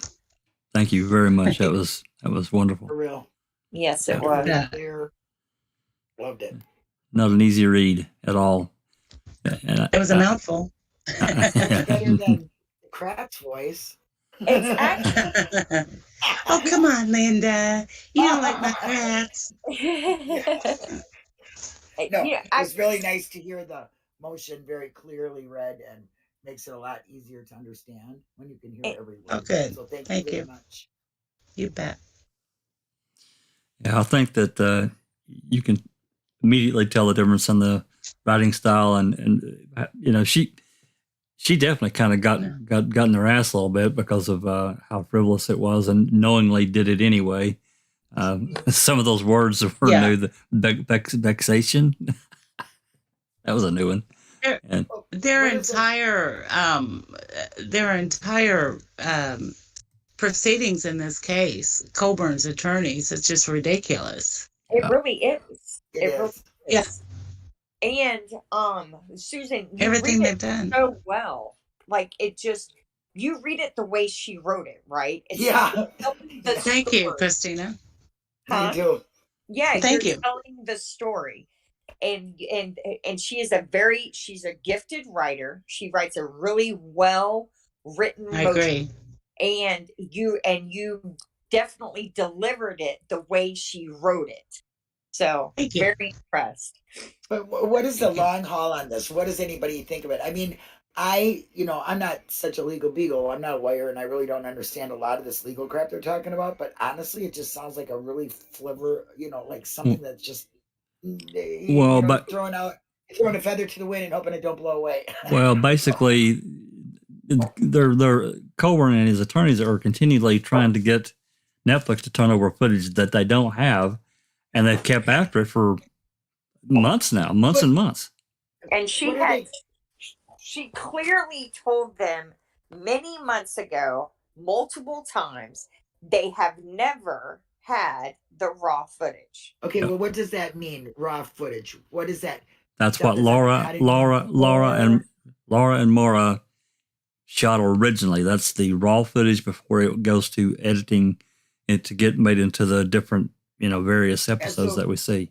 So basically what they're saying is that they get it, they film it, they pass it off to the editor, so it's not in their hands. It's not something they hung on to, decided not to give or to give. What they're saying is Netflix had no part in the editing whatsoever. Right. It was already edited before they received it. Right. Yes. So that's what they're meaning. That it's once they pass it over, yeah. Well, I think deal. Yeah, I mean, I think that there probably is maybe a suspicion that Laura and Maura kept a copy of the original footage, which they're saying that they don't have it. Well, Netflix doesn't have it anyway. They're not saying that. That's not what's being said here at all. No, Walker is now representing only Netflix. I understand. I get that part. I understand. Yeah. So that the gentleman that the emails that we have in the additional filing where Walker submitted her emails, and there's a couple of emails from the gentleman in there. I forget his name, Wheeler, I think. Now Wheeler represents Maura and Laura, so they have the raw footage. I'm assuming. I don't think they would get rid of it. And then I want to read this real quick.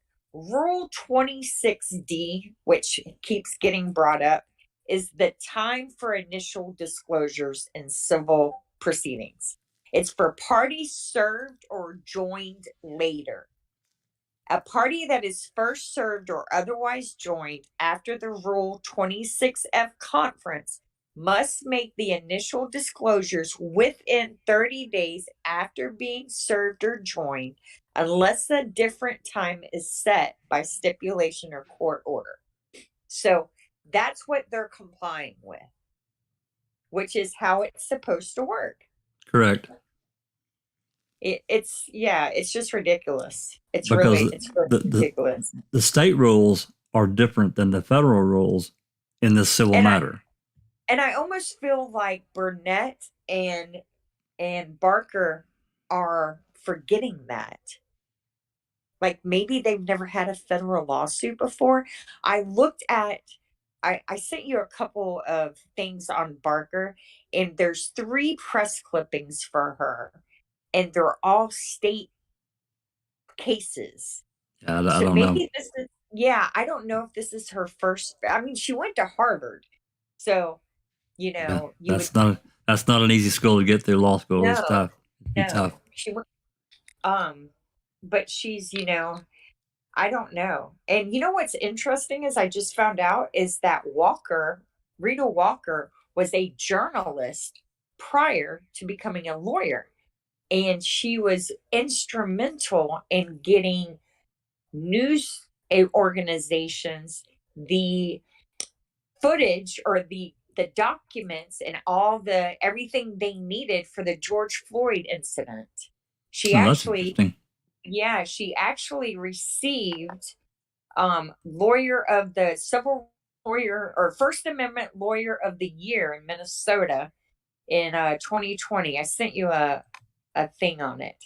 But yeah, isn't that awesome? So she is passionate about what she's defending here, and she's also very good at it. So I think they have met their match in this woman. Oh, I have to agree. Yeah. He was Lita Walker named to Minnesota Lawyer Attorney of the Year list in 2020. Yep. She was during the height of protest arising from Floyd's death. Miss Walker worked with journalists from across the country to ensure their safety and obtain their quick release when police wrongfully detained them. She ensured access to court files, footage from body cams, proceedings. She convinced a judge to release the identities of the jurors who convicted former Minneapolis police officer Mohammed Noor in the fatal shooting of Justine Rouzet-Demond. She is a relentless advocate for the First Amendment freedoms of the press and public. So that's, she's no novice for sure. Yeah, that's interesting about the George Floyd stuff. Mm-hmm. But yeah, she's a definite difference between the two lawyers, and I it's almost like that you're trying to throw this out there, like Linda was talking about a minute ago, just to see what they could get. I really don't get it either. They're telling them they don't have it. They've told them numerous times they don't have it, and they're not going to give it. They can't give it to them. So, and then how can you give somebody something you don't have? I mean, it's just ridiculous. It's also like Colborn expecting, to know the outcome of him being in there, what it's going to do to the public. It's just ridiculous. It's unknown things. And one is just not there, and one is unknown. So I mean, and then this other part here, they even told them, or even asked them to withdraw this memorandum they filed for sanctions. It's like, yeah, I don't think they got any fuel for their fire. I think it probably will get shut down. I really don't know. I mean, I'm surprised it's went this long myself, but Yeah. So, okay. But I know that Susan's got she's got a prior engagement, so I'd like to get this. Let's see if I've got the right thing here. That's a declaration. I think I'm on the wrong thing. Colborn, they wrote a reply. Okay, good. So I want to get her to read that. Oh, wow. Mm-hmm. Colborn did? Yeah, they replied to this. They replied to this motion that NetFlix filed. Yeah, there's a reply, and Cherie was also able to get that as well. She's like right on. Yeah, that was awesome. And this was filed 2 days ago, I believe, on the 29th. Mm-hmm. Okay, great. And both Walker and Barker submitted declarations. What does that mean? So they're both stating their version of events. Okay. And after Walker, which is NetFlix's attorney, submitted her declaration, Barker had to submit a correction because she hadn't been honest in hers. Now she left an email out too. Yeah, she's claiming that she inadvertently, because she was working from home and using a laptop, she inadvertently collapsed an email without reading it. Yeah. Yeah. Oh, okay. Whoopsie-doo. Don't know the difference between Which buttons from a laptop on a computer or a phone. it's Wow. it's absurd. It's really it's if it Sounds was like the dog real ate my life. sounds like the dog ate my homework kind of an Yeah, excuse. exactly. That's exactly how it reads. If it wasn't real life, it would be comedy. It really would. Okay, I've got the document up there. Susan, you're Okay. welcome. You're welcome to take the mic whenever you're ready. All right, I'm ready. Go for it. Okay, this is plaintiff's reply brief in support of motion for sanctions. Introduction. Plaintiff filed a motion for sanctions, requesting that the court invoke its inherent authority based on a culmination of discovery delays and foot dragging by defendant NetFlix, Inc. NetFlix's response to the motion is long on excuses and finger pointing, but short on anything that would give reason to believe that Netflix intends to do better going forward. Oh, brother. Yeah. To the contrary, Netflix insists that its conduct with respect to discovery has been appropriate and even exemplary, despite the fact that plaintiff has had to file 2 prior motions to obtain compliance with discovery obligations plainly set forth in the rules of civil procedure. Further, responses to these discovery requests that were pending were obviously hastened by this motion and were concluded later than promised by counsel at the meet and confer. Ultimately, Netflix's argument lacks sincerity. Plaintiff respectfully requests that the court grant his motion and issue appropriate sanctions. Argument. For the reasons explained in plaintiff's initial brief and those set forth below, plaintiff respectfully requests that the court issue appropriate sanctions based on Netflix's pattern of discovery delays and obstruction.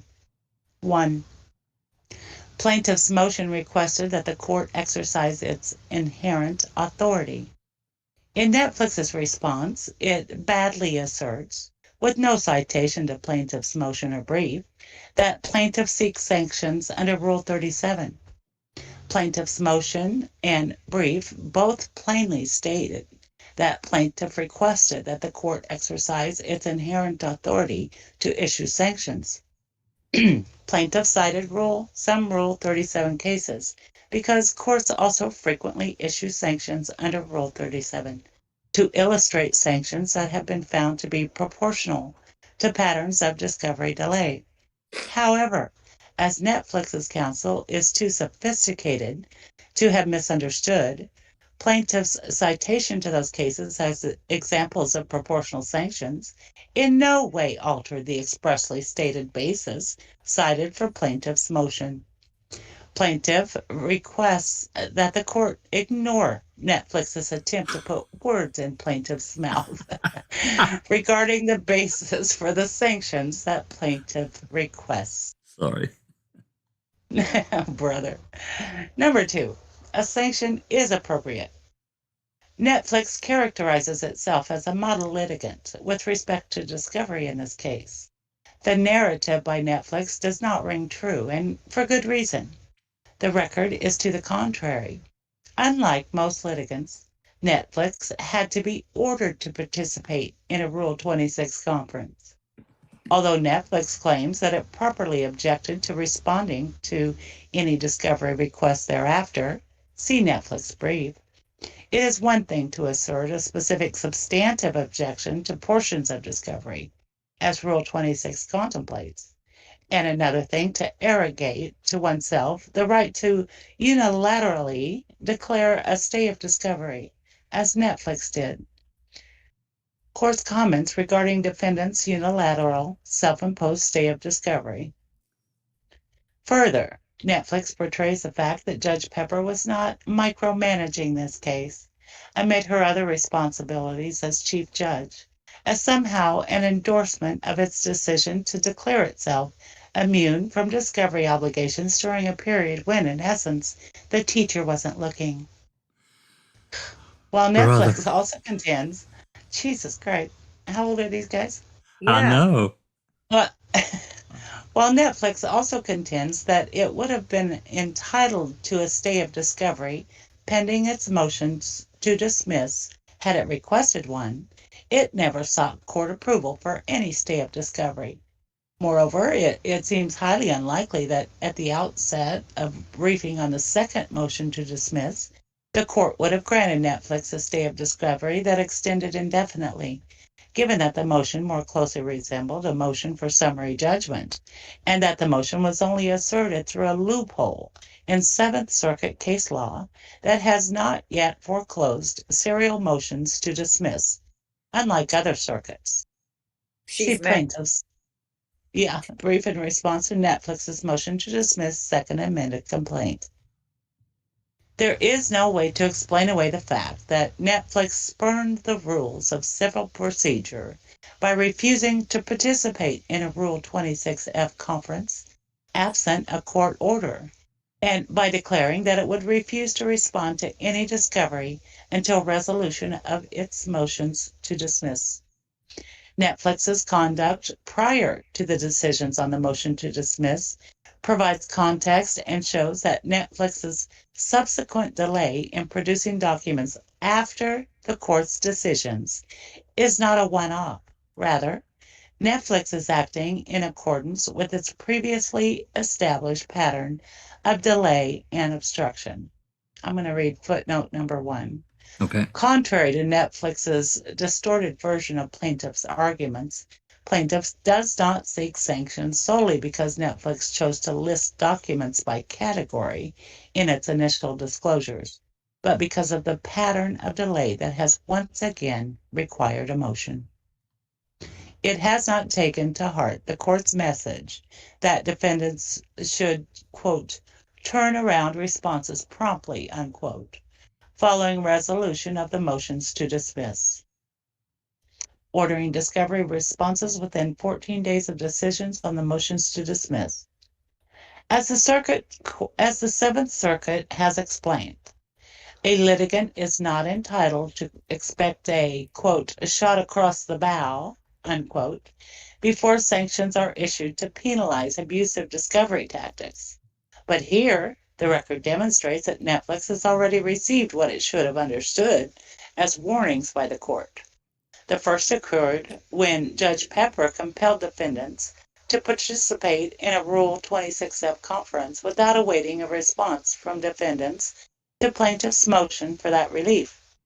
The second occurred when the court granted in part plaintiffs' motion to compel outstanding discovery, including the initial disclosures that defendants had refused to provide, and indicated that defendants would need to provide discovery promptly if the court denied any of their motions to dismiss. Despite these unequivocal messages, Netflix persisted in its, quote, we'll give it to you when we want to and on our terms, unquote, attitude with respect to plaintiffs' discovery requests after the denials of the motions to dismiss. Netflix held up document production based on a protective order that could have been proposed prior to the time that it was supposed to respond. Although Netflix attempts to blame plaintiffs for a month that passed after it forwarded the draft protective order, that issue is a red herring. Plaintiffs' counsel requested that Netflix provide non-confidential documents pending entry of the protective order. Netflix never responded to that request. Irrespective of the purported need for any protective order, Netflix provided no documents to plaintiff at the time that it was using the protective order as an excuse for delay. This is true even though the eventual production included some documents that are apparently public filings in the United States Copyright Office. Even after the protective order was issued, plaintiff's counsel had to subsequently inquire when documents would be forthcoming, only to be met with yet another obstacle to production in the form of an ESI protocol that Netflix insisted had to be prepared, reviewed, and negotiated before any documents could be produced. Declaration of April Rockstead Barker, filed September 24, 2021. The need for a blanket advance agreement regarding ESI had been denied in the joint discovery report. Netflix only dropped the demand at the meet and confer on September 16, 2021. At the conference, contrary to Netflix's characterization of it, plaintiff's counsel did not manifest acceptance of Netflix's description of how it intended to produce documents. At that point, allegedly on a, quote, rolling basis, unquote, through mid-October, now 2 weeks ago. Counsel who attended that conference made clear that Attorney Burnett, who is plaintiff's lead counsel, was not happy, to put it mildly, with the manner in which discovery had been handled by defendants, and that Attorney Burnett would have to make the decision how to proceed in light of the defendant's representations. Do you want me to read the footnote? Yes. Yeah, you might as well. Okay. It's pretty long, pretty lengthy. You don't have to read it all, but just read a little bit of it. Kind of, you don't know what to read. The blame directed at plaintiff's counsel for the alleged delay in June-July 2021 is a particularly low blow. As Netflix counsel well knows, Attorney Barker, who is primarily handling the discovery issues for plaintiff and who was in early through mid-July of 2021, working with defendants on their request to prepare a supplemental joint discovery report, was attempting to manage an accumulated workload in the aftermath of time out of the office for her mother's final illness and passing. During that call, Netflix counsel did not graciously offer an unconditional extension for plaintiff's responses to Netflix's September 3, 2019 discovery request to plaintiff, as she now suggests, but rather made it clear that an extension would not be granted based on the timing of Netflix's production alone. In other words, Yeah. Netflix would not concede the advantage that it intended to gain through its delayed production of documents. You know what she's mad about? I missed this. She's mad because they didn't see her mother's passing as a reason for they didn't valid offer excuse. anything. Yeah, that's exactly what this is. This is so petty. God. Sure seems like Number it. Number three. Plaintiff has not requested an ultimate sanction, but rather a proportional sanction. Netflix also attempts to downplay its conduct, arguing that it has not done anything as egregious as others who have been sanctioned with dismissal or default. Plaintiff respectfully submits that the calculating manner in which Netflix has delayed discovery in this case is particularly offensive to a discovery process that is supposed to function without the need for court oversight. Plaintiff has had to argue and file motions for what should have been automatic under the federal rules. After 2 motions and orders against Netflix and an admonition by the court, Netflix still threw up obstacles designed to delay its current production, the latest of which was only retracted after it became clear that a motion was imminent. If Netflix, if Netflix had expended half as much energy to responding in good faith to discovery as it has in formulating technical arguments designed to thwart plaintiff's efforts to obtain discovery, the discovery process might be nearly complete by now. Netflix cannot credibly claim to be surprised or blindsided that its tactics again wore too thin to be tolerated. Nonetheless, plaintiff has not requested ultimate sanctions as described in the opinions that Netflix attempts to distinguish. Rather, plaintiff requests an order precluding Netflix from contesting actual malice.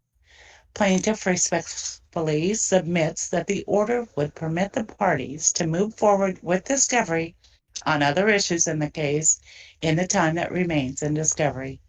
Alternatively, Alternatively, plaintiff has requested such sanction as the court may deem appropriate under the circumstances. Number 4, Netflix's response makes misrepresentations to the court that are concerning in their own right. In its zeal to spin the facts in its favor, Netflix oversteps the boundaries of candor. For example, Netflix claims that it did not misdirect plaintiff's counsel by first using the pandemic as an excuse to defer responses to discovery requests seeking raw footage of the Avery trial, and then, months later, and only after plaintiff's counsel revisited the topic, disclosing that it didn't have the raw footage anyway. In a carefully crafted explanation, Netflix asserts that at the time, Netflix represented, quote, all defendants, unquote. So there was, according to Netflix's counsel, nothing wrong with Netflix claiming that the discovery responses should be delayed for public health considerations, while failing to flag the fact that Netflix did not have the responsive materials because apparently the other defendants that counsel represented at the time might have them. The glaring flaw in Netflix's after-the-fact justification is that the discovery requests for raw footage that were pending at that time were specifically directed to Netflix only. Declaration of April Rockstead Barker filed September 24, 2021. It was only after Netflix disclosed that it did not have the raw footage, months later, that plaintiff served a separate request for the footage on the other defendants, who were by that time represented by separate counsel. Therefore, counsel's joint representation of other defendants at the time of the request that was addressed to Netflix gave counsel no reason to respond, as if Netflix had materials that it simply could not produce due to the pandemic. In a similar vein, in its letter threatening plaintiff to withdraw the sanction motion, Netflix feigned ignorance on the federal rule that extends deadlines after service by mail in order to contend baselessly that plaintiff's written responses to Netflix's discovery were untimely and the objections were waived. Declaration of Leda Walker. Netflix abandoned the assertion without comment when confronted with a response citing the rule. If the rule did not extend time in instances of service by mail, then Netflix's written response to plaintiff's discovery requests would have been untimely. Noting that plaintiff's most recent requests were served on June 16, 2021, and that Netflix served written responses, which it characterizes as timely, on July 19, 2021. Therefore, Netflix was aware of the rule when it pretended otherwise in its letter to plaintiff's counsel. It is sadly apparent that even in response to plaintiff's motion addressed to Netflix's gamesmanship, Netflix regards gamesmanship as simply, quote, part of the game, unquote, even after it has twice been ordered to comply with discovery obligations in this case. Unless an appropriate sanction is imposed, plaintiff fears, based on ample experience, that plaintiff will simply meet more of the same resistance in the time remaining for discovery. Number 5. Oh my God, I feel so sorry for him. Oh. Plaintiff has been prejudiced by the delays in discovery before and after the decisions on the motions to dismiss. While Netflix claims that there is, quote, no harm, no foul, unquote, because approximately 6 months of the discovery period remain under the scheduling order, there is no question but that plaintiff will be time crunched by Netflix's tactics, an effect that is undoubtedly by design rather than by accident. Netflix's response to plaintiff's discovery request seeking the information identified in Netflix's June 2021 initial disclosures was due in July 2021. Netflix represents that it completed the production relating to those disclosures yesterday. Therefore, It has taken from a June service of plaintiff's requests to late October for plaintiff to obtain responses to the documents that NetFlix considers the first legitimate document requests directed to it. With a more than 4-month response period as the norm in NetFlix's view, which was in this case doubtless expedited by plaintiff's motion, brother, plaintiff can realistically hope for only one more opportunity for document discovery before the close of the discovery period. Yet, those documents are necessary to meaningfully depose defendants' witnesses. Further, NetFlix again discounts the delays it introduced while refusing to respond to any discovery for nearly 2 years.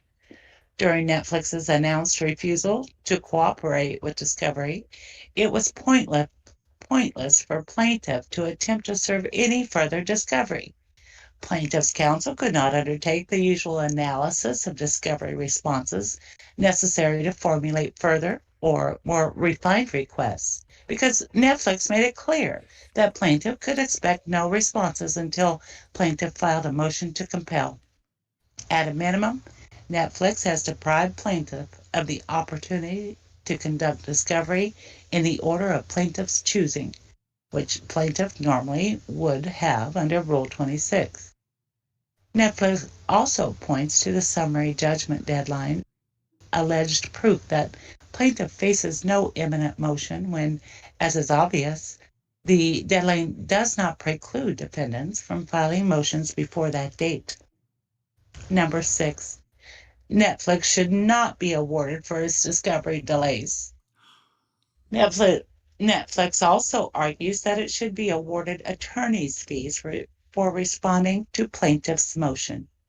It cites 28 U.S.C. 1927, but it has not filed a motion seeking those fees, and therefore its request would be procedurally inappropriate, even if it had merit. Netflix also references Rule 37, but as plaintiff explained above, plaintiff did not bring its motion under Rule 37. Substantively, Netflix's request for fees is remarkable for its lack of self-insight. Netflix unreasonably and vexatiously multiplied these proceedings with its serial motions to dismiss and by requiring resort to the court to obtain compliance with multiple discovery rules. As explained above, plaintiff has twice prior to this motion had to file motions to require Netflix to comply with basic discovery obligations that are imposed by the rules of civil procedure. In neither case did plaintiff make an express request for attorney's fees, despite the time and effort required to prepare those motions and respond to Netflix's arguments in opposition.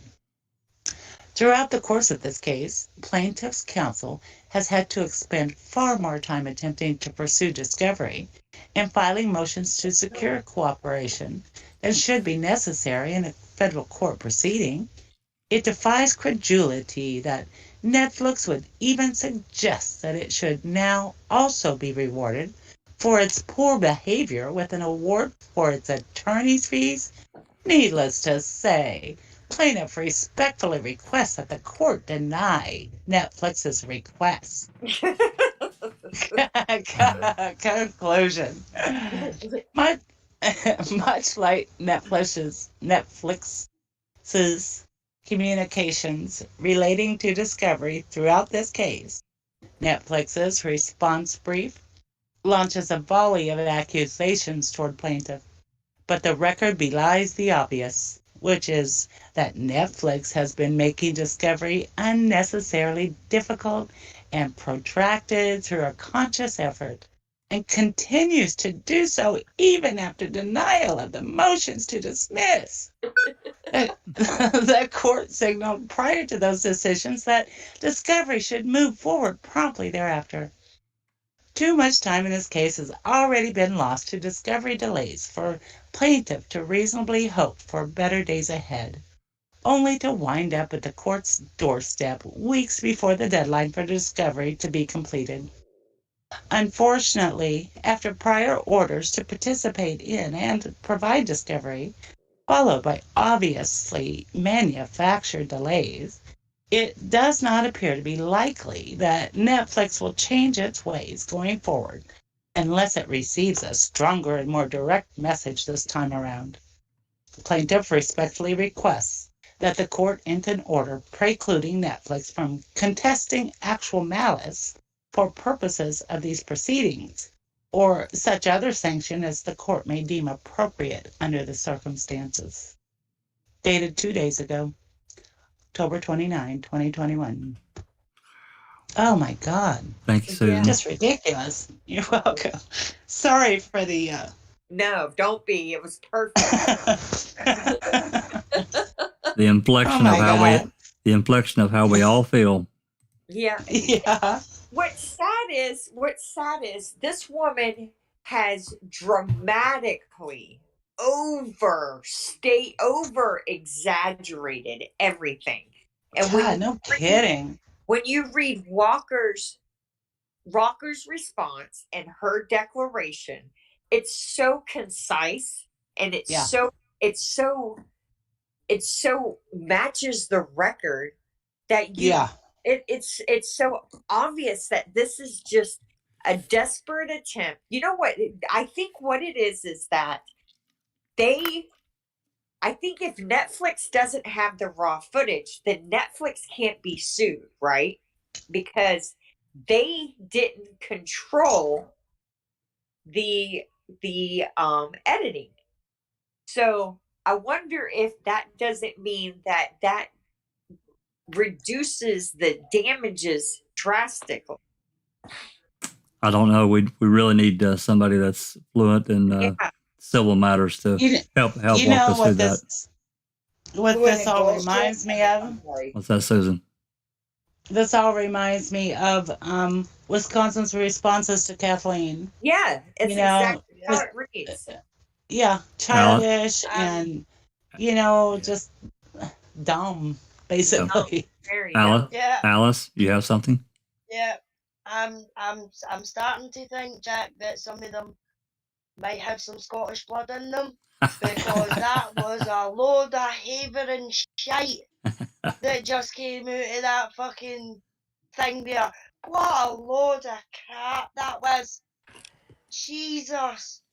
So they must have some Scottish blood in them, because they can't haver that amount of shite and actually mean it. She was trying desperately to really badmouth the Netflix attorneys, which, again, I'm not legally savvy enough to know these rules precisely, but it just, from everything I've read, it appears that Netflix, while they may have delayed handing over documents, they did do it of what they view as required to do. And this thing about the judge deciding on whether to dismiss the whatever that motion was or not, I don't blame them. If that's the rule, and I wouldn't hand anything. Why would they spend time handing over discovery that may get tossed anyway? Right? Yeah. Exactly. Yeah. Why? Yeah. And that's just common sense. It's a waste of money. Makes perfect sense. Right. Yeah. Hey guys, I'm just gonna say I gotta run. So thank you, Susan. Susan, thank you. Susan, Thank you. Susan, before you go, I'm going to probably delay the reading of the depositions. I might want to get with you and maybe do something interactive if you can swing it tomorrow. Yes, I will be available tomorrow. I'll get with you. I'll get with you later then. Thanks for. Okay, sounds good. Thanks for taking care of this. Hey, you bet. Bye, everybody. Thank you. See you later. So, Doc, Jack, we have to read Walker's response, at least some of it, just to put the actual facts on the record. Is that okay? Will you read that, Jax, or do you want me to? Walker's response. Do I have that? Yeah, hold on. Walker's response to what? Oh, I might be using the wrong. That is her name, right? Barker. You talking about Barker? Oh, Barker. Barker's as far as I know, this is the last one. This was 2 days ago. All right, hold on. This is. I don't think we have anything else. We have her. I'll find it. Hold on. As far as I know, there's not anything else from Netflix after what Walker responded here. I don't think we have anything from Walker. At least Sherry didn't. She didn't say anything about it. All right. Let me see what I leave on Walker. Here it is. So this is. Let me send it to you real quick. Doc, while she's doing that, what are your thoughts on that? You've been sitting quietly taking all this in? Oh, well, actually, I had to change my underwear twice because it was, honestly, it is such a comedy show. It really is. And you have to laugh because this is meant to be like a serious civil suit, right? But the way they are exchanging blows at each other, it's at the primary school level, right? And essentially, you could summarize everything by very, very simply, and that is that Colburn's team wants all the raw footage, and Netflix is basically saying, look, we don't have the raw footage, right? And it's all this toing and froing, all this amazing lawyer speak, and it's really achieving nothing, right? And I start to wonder, what the hell is Colburn gone? What's he putting this civil suit for? You know, what is the basis for his civil suit? Defamation. He's saying he was defamed. Yeah, but you salad. see, You're right. You're right, Dr. Silkman. It's not. It's meritless. It's not. It's never. Why is he doing this? Because he knows he has no case. So what is his goal? He can't really think that this is worth. He's actually going to get money in this suit. well, I I was- think. To say. I mean, for me, if I could just have a minute or so, for me, I think there are greater forces at play here. Yep. Now, you know, we're doing the reading with Uncle Ken, right? We've done a lot of his chapters. There's one common theme. Ken Kratz basically blames his misfortunes on making a murderer and Netflix. Colburn, in essence, is trying to pin his misfortunes, same with Lenk, on making a murderer and Netflix. So this has wider implications. So essentially, what the overarching elements here is that they're really trying to prevent Netflix from producing these types of shows where law enforcement is seen in a bad light, right? Because what are some of the biggest winners on Netflix? Any documentary involving a wrongful conviction, someone's been put in prison for 20, 30, 40 years, they got it wrong, they do an expose, the Innocence Project comes along, you know, it just shows what happened, what went wrong. They don't want that. They don't want that. They want to damage and prevent Netflix from doing these types of shows. No one in their right mind thought that Making a Murderer or the Stephen Avery, Brendan Dassey trials were going to have any wide viewing. But it's turned into a monster. And I believe what they're trying to do is to try and put the brakes on companies like Netflix to say, hey, you know, you didn't do a fair representation, you're giving a one-sided version of events, you're making law enforcement look bad. Yet, at the end of every episode, they listed all the participants that did not want to be included. That's right. They refused. So they're saying, look, if you want your side of the story, come on, have a talk, discuss it. We'll put it in the documentary. So in essence, what you're seeing is how a family or families got affected by what happened in court, right? That's right. They used actual news footage as it occurred. The press conferences, the after press conferences, etc., etc. Colborn has got nothing to complain about, right? Because remember, he was part of the original civil deposition by Stephen Avery, him and Lenk. That's right. If he didn't want the spotlight on him at all, he should have never set foot on the Avery property. What's happening to him is a consequences of his own actions. Nobody else. Bravo. Nobody else's. And that's Very what well said. continuously pisses me off, right? Because these guys, like a moth to a flame, they got burnt, and now they're trying to blame the flame, right? That's right. They're saying, oh, And- I got too and close like- to the fire, I got burnt, now it's the flame's fault. No, it's your fault. If you heeded by everyone's warnings to not go on the salvage property, do not involve in anything, none of this would have happened. Exactly. And Agreed. I loved what you said. I love what you said about at the end of every episode there was a list of names.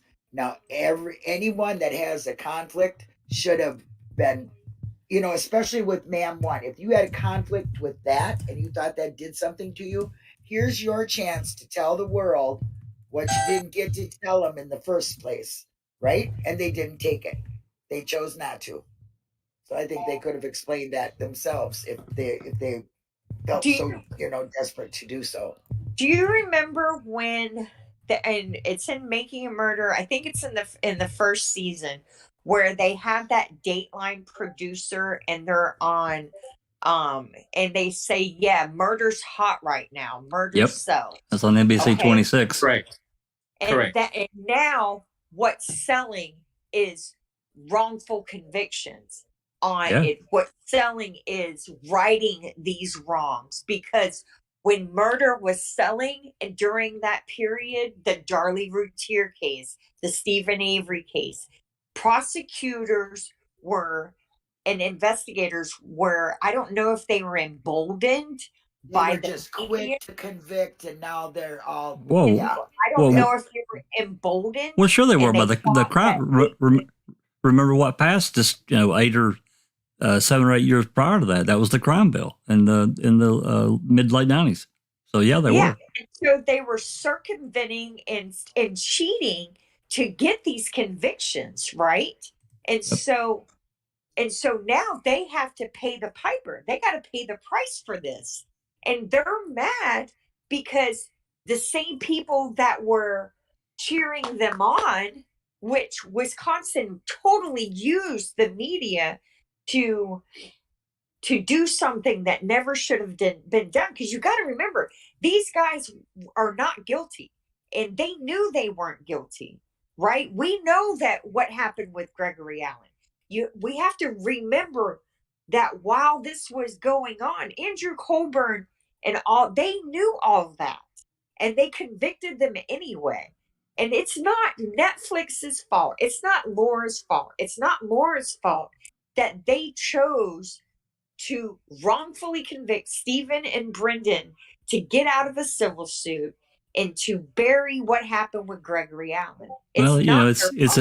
It's also a bigger issue because we talk about, did law enforcement have anything to do with, did they kill Teresa? I mean, I don't think they did. Other people do, and I'm okay with that. I get where how they didn't, honestly. Well, I hope they didn't.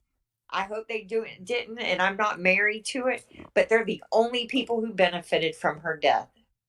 They're the only. It could have very well been a jealous ex-boyfriend, or it could have been a random thing. It could have been, because we have no technology. No, not really. We don't have nearly enough to really say one way or the other. But regardless of the fact, text messages. We know her lover, her married lover, whose wife left him because of that, was texting her the day she disappeared. I mean, this is a bigger issue. I mean, Doc alluded to it very well.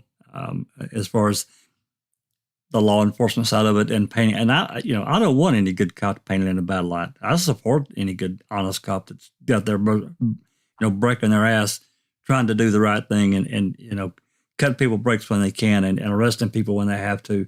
That's what I want.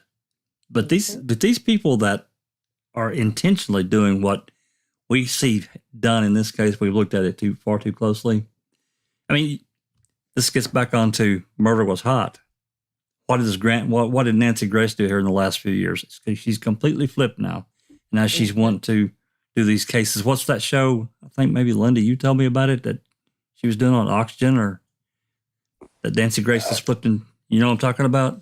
Oh yeah, the Jimmy Farrell or Jimmy. It was a interview. She just flipped out. Oh God. Well, yeah, she's flipped to the other, but she's flipped to the other side now. She's want to portray these on Oxygen, wrongful you're right. these wrongful conviction things now. So and well, that lasted about 1-2 shows. I have not seen one since. So oh really? She failed there too. Yeah, she failed there too. So yeah. So and I think. Sorry, guys. I think someone made the comment. I think it was actually Susan who made the comment. This is exactly what Zellner is facing from the state, but it's being done in reverse, right? This is what Colborn is facing from Netflix, right? So it's a reversal. Like, it's pretty obvious that Netflix are trying to stonewall, block, take time, waste time. They're basically trying to sort out, okay, Colborn, what exactly do you want? What exactly is the basis of your lawsuit? What are you suing us for? And you know what's really crazy? We've read Ken Kratz's book, or we're reading Ken Kratz's book. One of the complaints that Kratz, Lenk, and Colborn have consistently stated, we got all this undue publicity. We had the spotlight put on us. People followed us, etc., etc. What do you think this is doing to Colborn now? well, yeah, I mean, exactly. I mean, I don't, I'm sure, Doc, that, we've talked about it, that a lot of these guys receive death threats. I don't agree with any of that, even though we don't like what the actions we feel that they took. I don't think any of it deserves that kind of action from any of the public at all. I think that it deserves it deserves action by the state. Yeah. And once again, they knew they were wrongfully convicting these men while they were doing it. So, consequences of your actions. Well, there's an interesting post on TikTok today. I don't know if you saw it, Christina, from... well, he's one of well, he's not local to Wisconsin, but and it basically says, when will we just basically shut up and recognize that Stephen and Brendan are political prisoners. Yeah. Did you see that? I saw it. I haven't had a chance to read it yet. That per month. Totally. Well, yeah, it's so true. Yeah, it so is. True. It is, because without a doubt, it's went above, way beyond just finding what they did in court wrong to them. I mean, because that's obvious with the motions and how the courts are handling Kathleen, because in any other normal situation, not being so public, and even in them, I think they would already have been in evidentiary court or somewhere, with a motion like what she had and all the merits that grant, really granted, if you ask me, all rights to have an evidentiary, so I have since really said it's gone way beyond just that, it's way up in there. Well, I mean, we could tell from the depositions just how, look at Rory. He looked like he was about to die. When the Doug Jones, and we'll get to that. I don't think I'm going to do it now. We're already running a couple hours here, but Doug Jones memo, when it was presented to Mark Rohr, he looked like he was about to have a stroke. Yeah. And Oh, fall I out. know. I know this paper. Yeah. Oh, he looked better than Colborn losing his eyebrows. I'm telling you. Well, the political ramifications, but for these people, could be severe. I mean, whether they would go to jail or not, I seriously doubt that. But there are other I don't methods know. for punishment. It's called I think- political suicide. That's what they call it. I think that what's been done in this case may very well, if ever exposed, it may end up with people going to jail. I doubt it. I really doubt it. It's possible, I guess, but they allowed to go public. We know what they did. We know what they did. It depends on what gets exposed. I'm telling you. You know, it just depends on what gets exposed. They intentionally wrongfully convicted a man twice, and then they went ahead and added his nephew because they needed him. You know, they knew the crime didn't occur on Avery property. They knew the body wasn't found on Avery property. And you can't, that's not how the law works. You don't get to move. It does in Wisconsin. Apparently it doesn't Manitowoc. You don't sure does in Wisconsin, because they all know this stuff. They know it, everybody knows this. We've seen it. We brought it out. They know it too. They knew it before us. It doesn't mean it's going to be changed. It doesn't mean they're going to change. We can want it to change, Christina, but until somebody way up somewhere decides to make that big drop, it's not going to change. Nothing we do will change that. Listen, until it gets into court, nobody knows. Do you understand? It doesn't count until it's on the record, right? That's right. All right. So yes, everybody knows, but in reality, nobody knows until it's said before a judge, it doesn't count. So they said it in front of the MBUC for Brendan. I mean, come on. That's when you really got to know them people are corrupt because of what Brendan went through and all that court stuff Brendan went through and how they overturned what judges said. Listen, that there is definite corruption way up high to make that happen. They didn't say his confession wasn't false. They only said that it was legally obtained. Y'all do understand that, right? Yeah. They have not ruled that his confession was false at all. All they said was that Uyghur and Fassbender didn't break any laws by getting it. And that's following the rules of the death. Well, one judge said they did. Okay, and then that was the dissenters. Between those three and Duffin, there was 4 against 3 or 4 against 4. What Williams did, in my opinion, the way he wrote his opinion, it was terrible. It was absolutely terrible. And one lady's skin was crawling at the way they were doing it. No, they see it. It got stopped. Yeah. Dead hole. Boop. It's a political thing. Somebody up high is doing the string pulling. Oh yeah. Oh, granted, it is my opinion. I don't have no proof of this, but all it takes is getting it into court. That's all it takes. If she ever gets a court date, it's over with. And here's an interesting thought I had.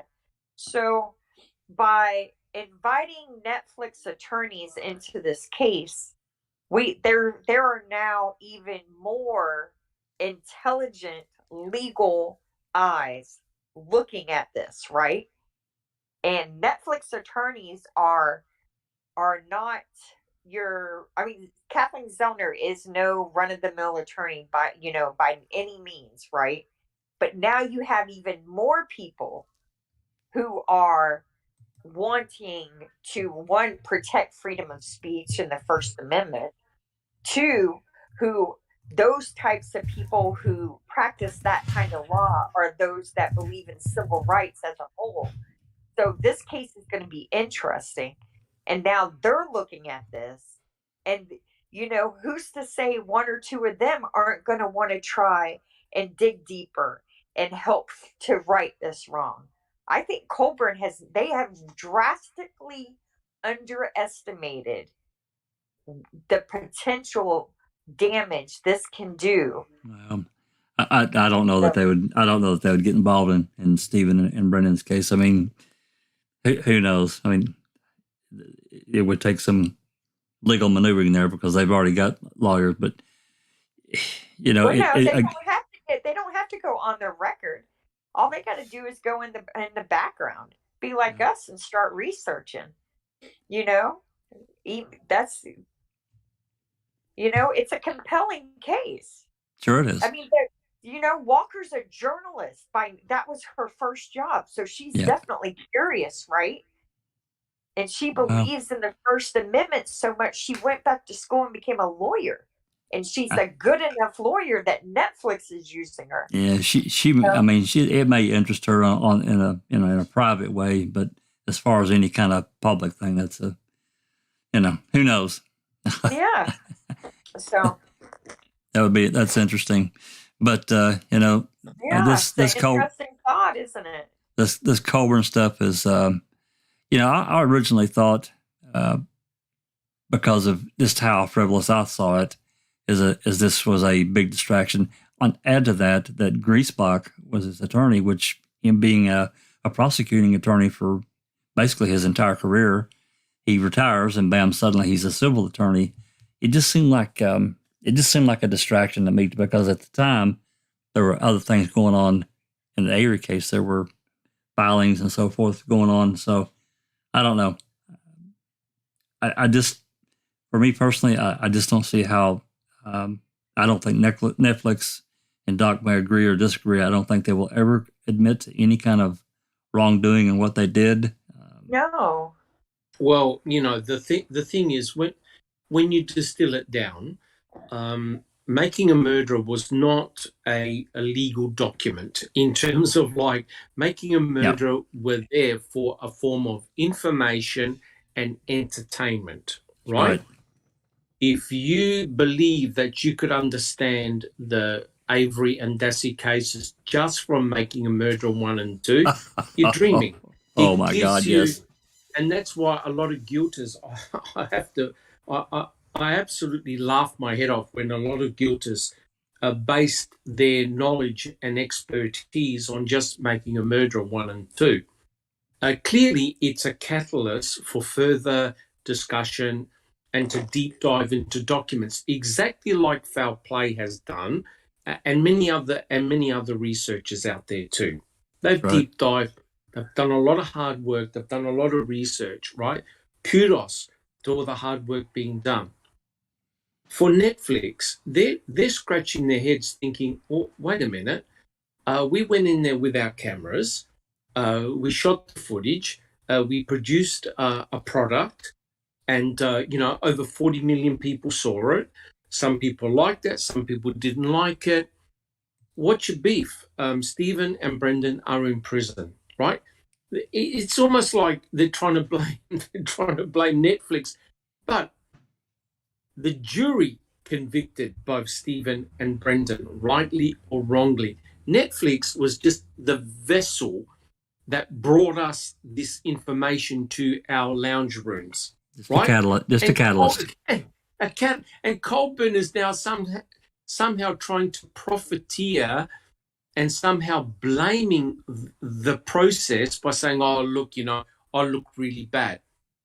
Ultimately, he looks really bad because he made himself look really bad. As I said it before, if he didn't want to get burnt, don't go near the flame.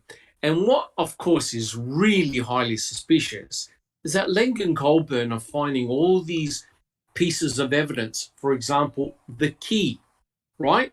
And even Kratz in court, he started to be at arm's length towards the key. And he even said it in his speech, well, so what if the key was, planted? Please don't blame these officers. They're good officers. And you're thinking to yourself, you must be dreaming, right? So the reason for me, sorry, Jack 61. That's okay. No, go ahead.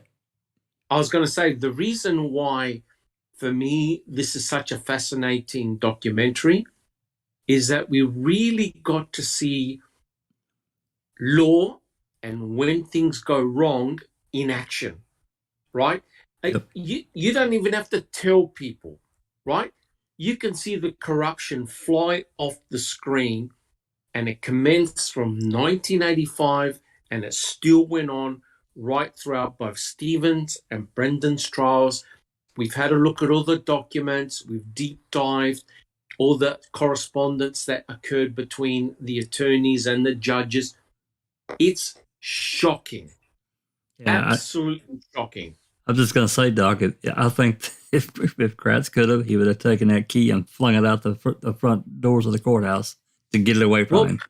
Correct. He almost had a heart attack when Buting held the key up and was going to drop it on the ground because he knew all the jury was going to say, hey, shit, how come nobody heard the bloody thing? Exactly. And so hence, as soon as you put in the notion of planting, that's it. Case is done. And I think that's been a lot of us' point, it has been mine from almost the beginning, is if you're going to plant one piece of evidence as strong as that key was, found her key with his DNA on it in his bedroom, what else are you willing to do? Correct. Because, to me, when we're reading these documents out and stuff like this, it just highlights the insanity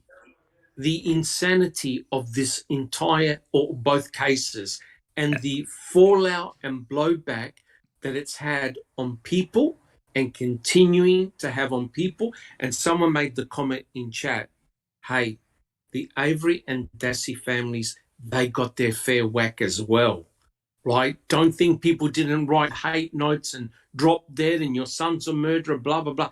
They copped it as well. Sure, they did. And probably still are. I mean, I don't know that, but I would imagine that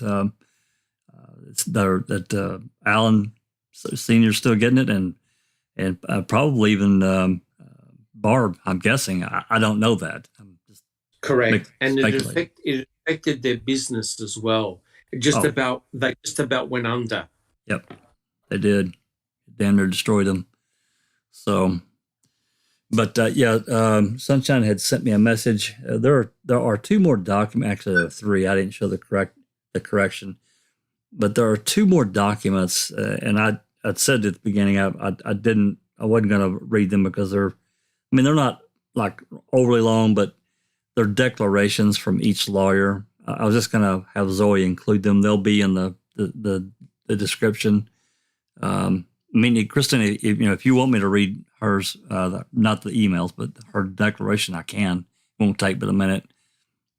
Hold on. There's just like, what did I want? That's all there is the declarations and the correction. There was one thing I thought should be read. Let me look real quick. I just don't understand. Does he really think that he's like this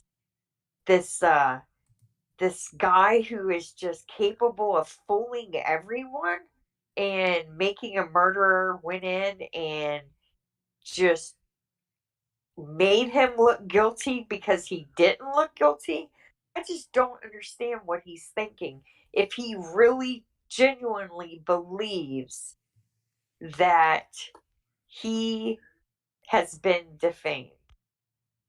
Well, I just don't.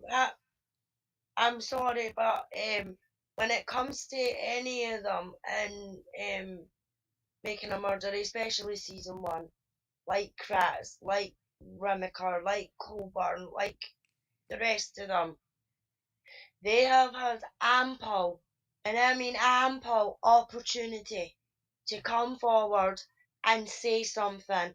Whether it was dodgy or not, I'm sure they could have got immunity for any charges or anything like that if they came forward and said something. If they didn't want to be portrayed how they were portrayed, then they should have said something about going on to that property in the first place when there was a huge conflict of interest with the ones gone onto that property. If they were that bothered about how they looked or anything like that, they should have thought about that back then, in my opinion anyway. So I've got no sympathy for them whatsoever. Then season 2 came along and you seen that they had the names up at the end of every episode of who didn't want to take part. That was an opportunity then for them to come forward and say something and make something. And now there's $100,000 excuse me. There's $100,000 reward as well for somebody to come forward. This is Colborn just clutching at straws, trying to pull something back for the shit show that's happened with his life, which has been his fault and his fault alone because of his actions. I mean, his wife has left him and everything like that as well, hasn't she? Yeah, they're divorced. Yeah, it could be like a last-ditch attempt to try and salvage something from this horrible incident that he's been put through and everything like that. But it's a load of shite. Well, Sorry, that's me finished. there's a control aspect of it. I'm sure that Kratz was looking at when he was approached. Of course, he came out and said that no, they didn't have a chance to participate in that. Well, yeah, you did. They sent you. They invited you to participate and you refused. So this ability to come on camera and talk, we know that for a fact that he did an interview on convicting. So I don't know how that's going to play a part into this. And it very well may. Farak. Remember, he was complaining to Farak about how they portrayed him. He said he had no contact with the media whatsoever, but that's false. He did. You talk about back during when the investigation was going on? No, when John Farak was writing for the Wisconsin paper. Oh, okay, okay. He wrote him a scathing email, saying, "How dare you, defend making a murderer?" And you should really research. Remember, do you remember that email? Oh yeah. And it's a blatant. It is clear documentation that shows he is lying. Yeah. Like he lied throughout the case. Yeah. It's his actions, and you don't have to watch the video. Read the bloody transcripts. It's there in white in the transcripts a lot more than what there ever was in Ma'am. You know what I mean? And it makes him look really, really bad. It makes them all look really, really, really bad. You just want to go by. You're fine. If you just want to go by police work, he visits Avery. I think it was November 3rd, and there's not a report. There's not a report written for 8 months. What's that? Exactly. Is that and good? then 8 years for him to write another report. Is that a good? So he didn't make it easy for himself. So, and as I said before, they all had ample opportunity to come forward and give their side of the story. That's right. Now, what looked bad is that Sheriff Poggle went on TV and said that Manitowoc County was kept at arm's length in the investigation. Yeah. They provided resources. To provide equipment. As a piece of equipment was needed, they provided it, and that was their only role in this investigation. Yeah, and resources. That is a all-faced lie. Resources and materials. Yeah. Yeah. Okay. The only thing I want to read is, and if you don't care, I'll read it real quick. It's the letter that she wrote that Walker actually I'm not going to read it all, but Walker wrote Barker a letter and asked her to not file or to drop this motion for sanctions. Yes. It's ridiculous. It starts on page 18 of it. I know we're way overdue. So, but Yeah, it is. Well, I mean, I knew this was going to run a little bit longer. I'd hoped to get some of the depositions in, but I was sketchy if we were going to be able to, because I knew we'd have some good debate about it. So, but I mean, what are they alleging that making a murderer made Roar's face blush? Like they put blush on him? He wasn't really bright red. Well, yeah, and again, it goes back into CGI making someone look bad on camera, and they didn't do that. There's just no way. Yeah. Here that they're using that's not what was done here at all. Right. At all. I agree. But I'm glad we were able to get the documents and get them read and get it out there, and we'll just have to continue to follow it. Yeah. Thank you. I don't recall Cherie. Thank you, Jack. Yep. Susan for her good clear voice for reading it for us. Yes, she did an amazing job. You know what's funny is chat halted while she was reading. That's how you know she got a great voice, because everybody was to what she was saying. Yeah. So what I plan on doing is I'll get with her, and I would like to I'll edit the title and description on this one, and we'll just make this one about Colborn, and then tomorrow I'll schedule for us to finish Roar's deposition. It's going to take probably a little bit less than an hour. I think there's 60 pages, but I'm sure there's some of that probably a little bit of arguing between the accompanying attorneys. And then I'll look at Greasebox. I think it's 60 pages. We may do both. Try to get them both in there so we can get past those. I'm still waiting on try to find out if I can do some of these other ones that haven't been released publicly. I've told Doc I'm a little bit leery to do that yet. Mm-hmm.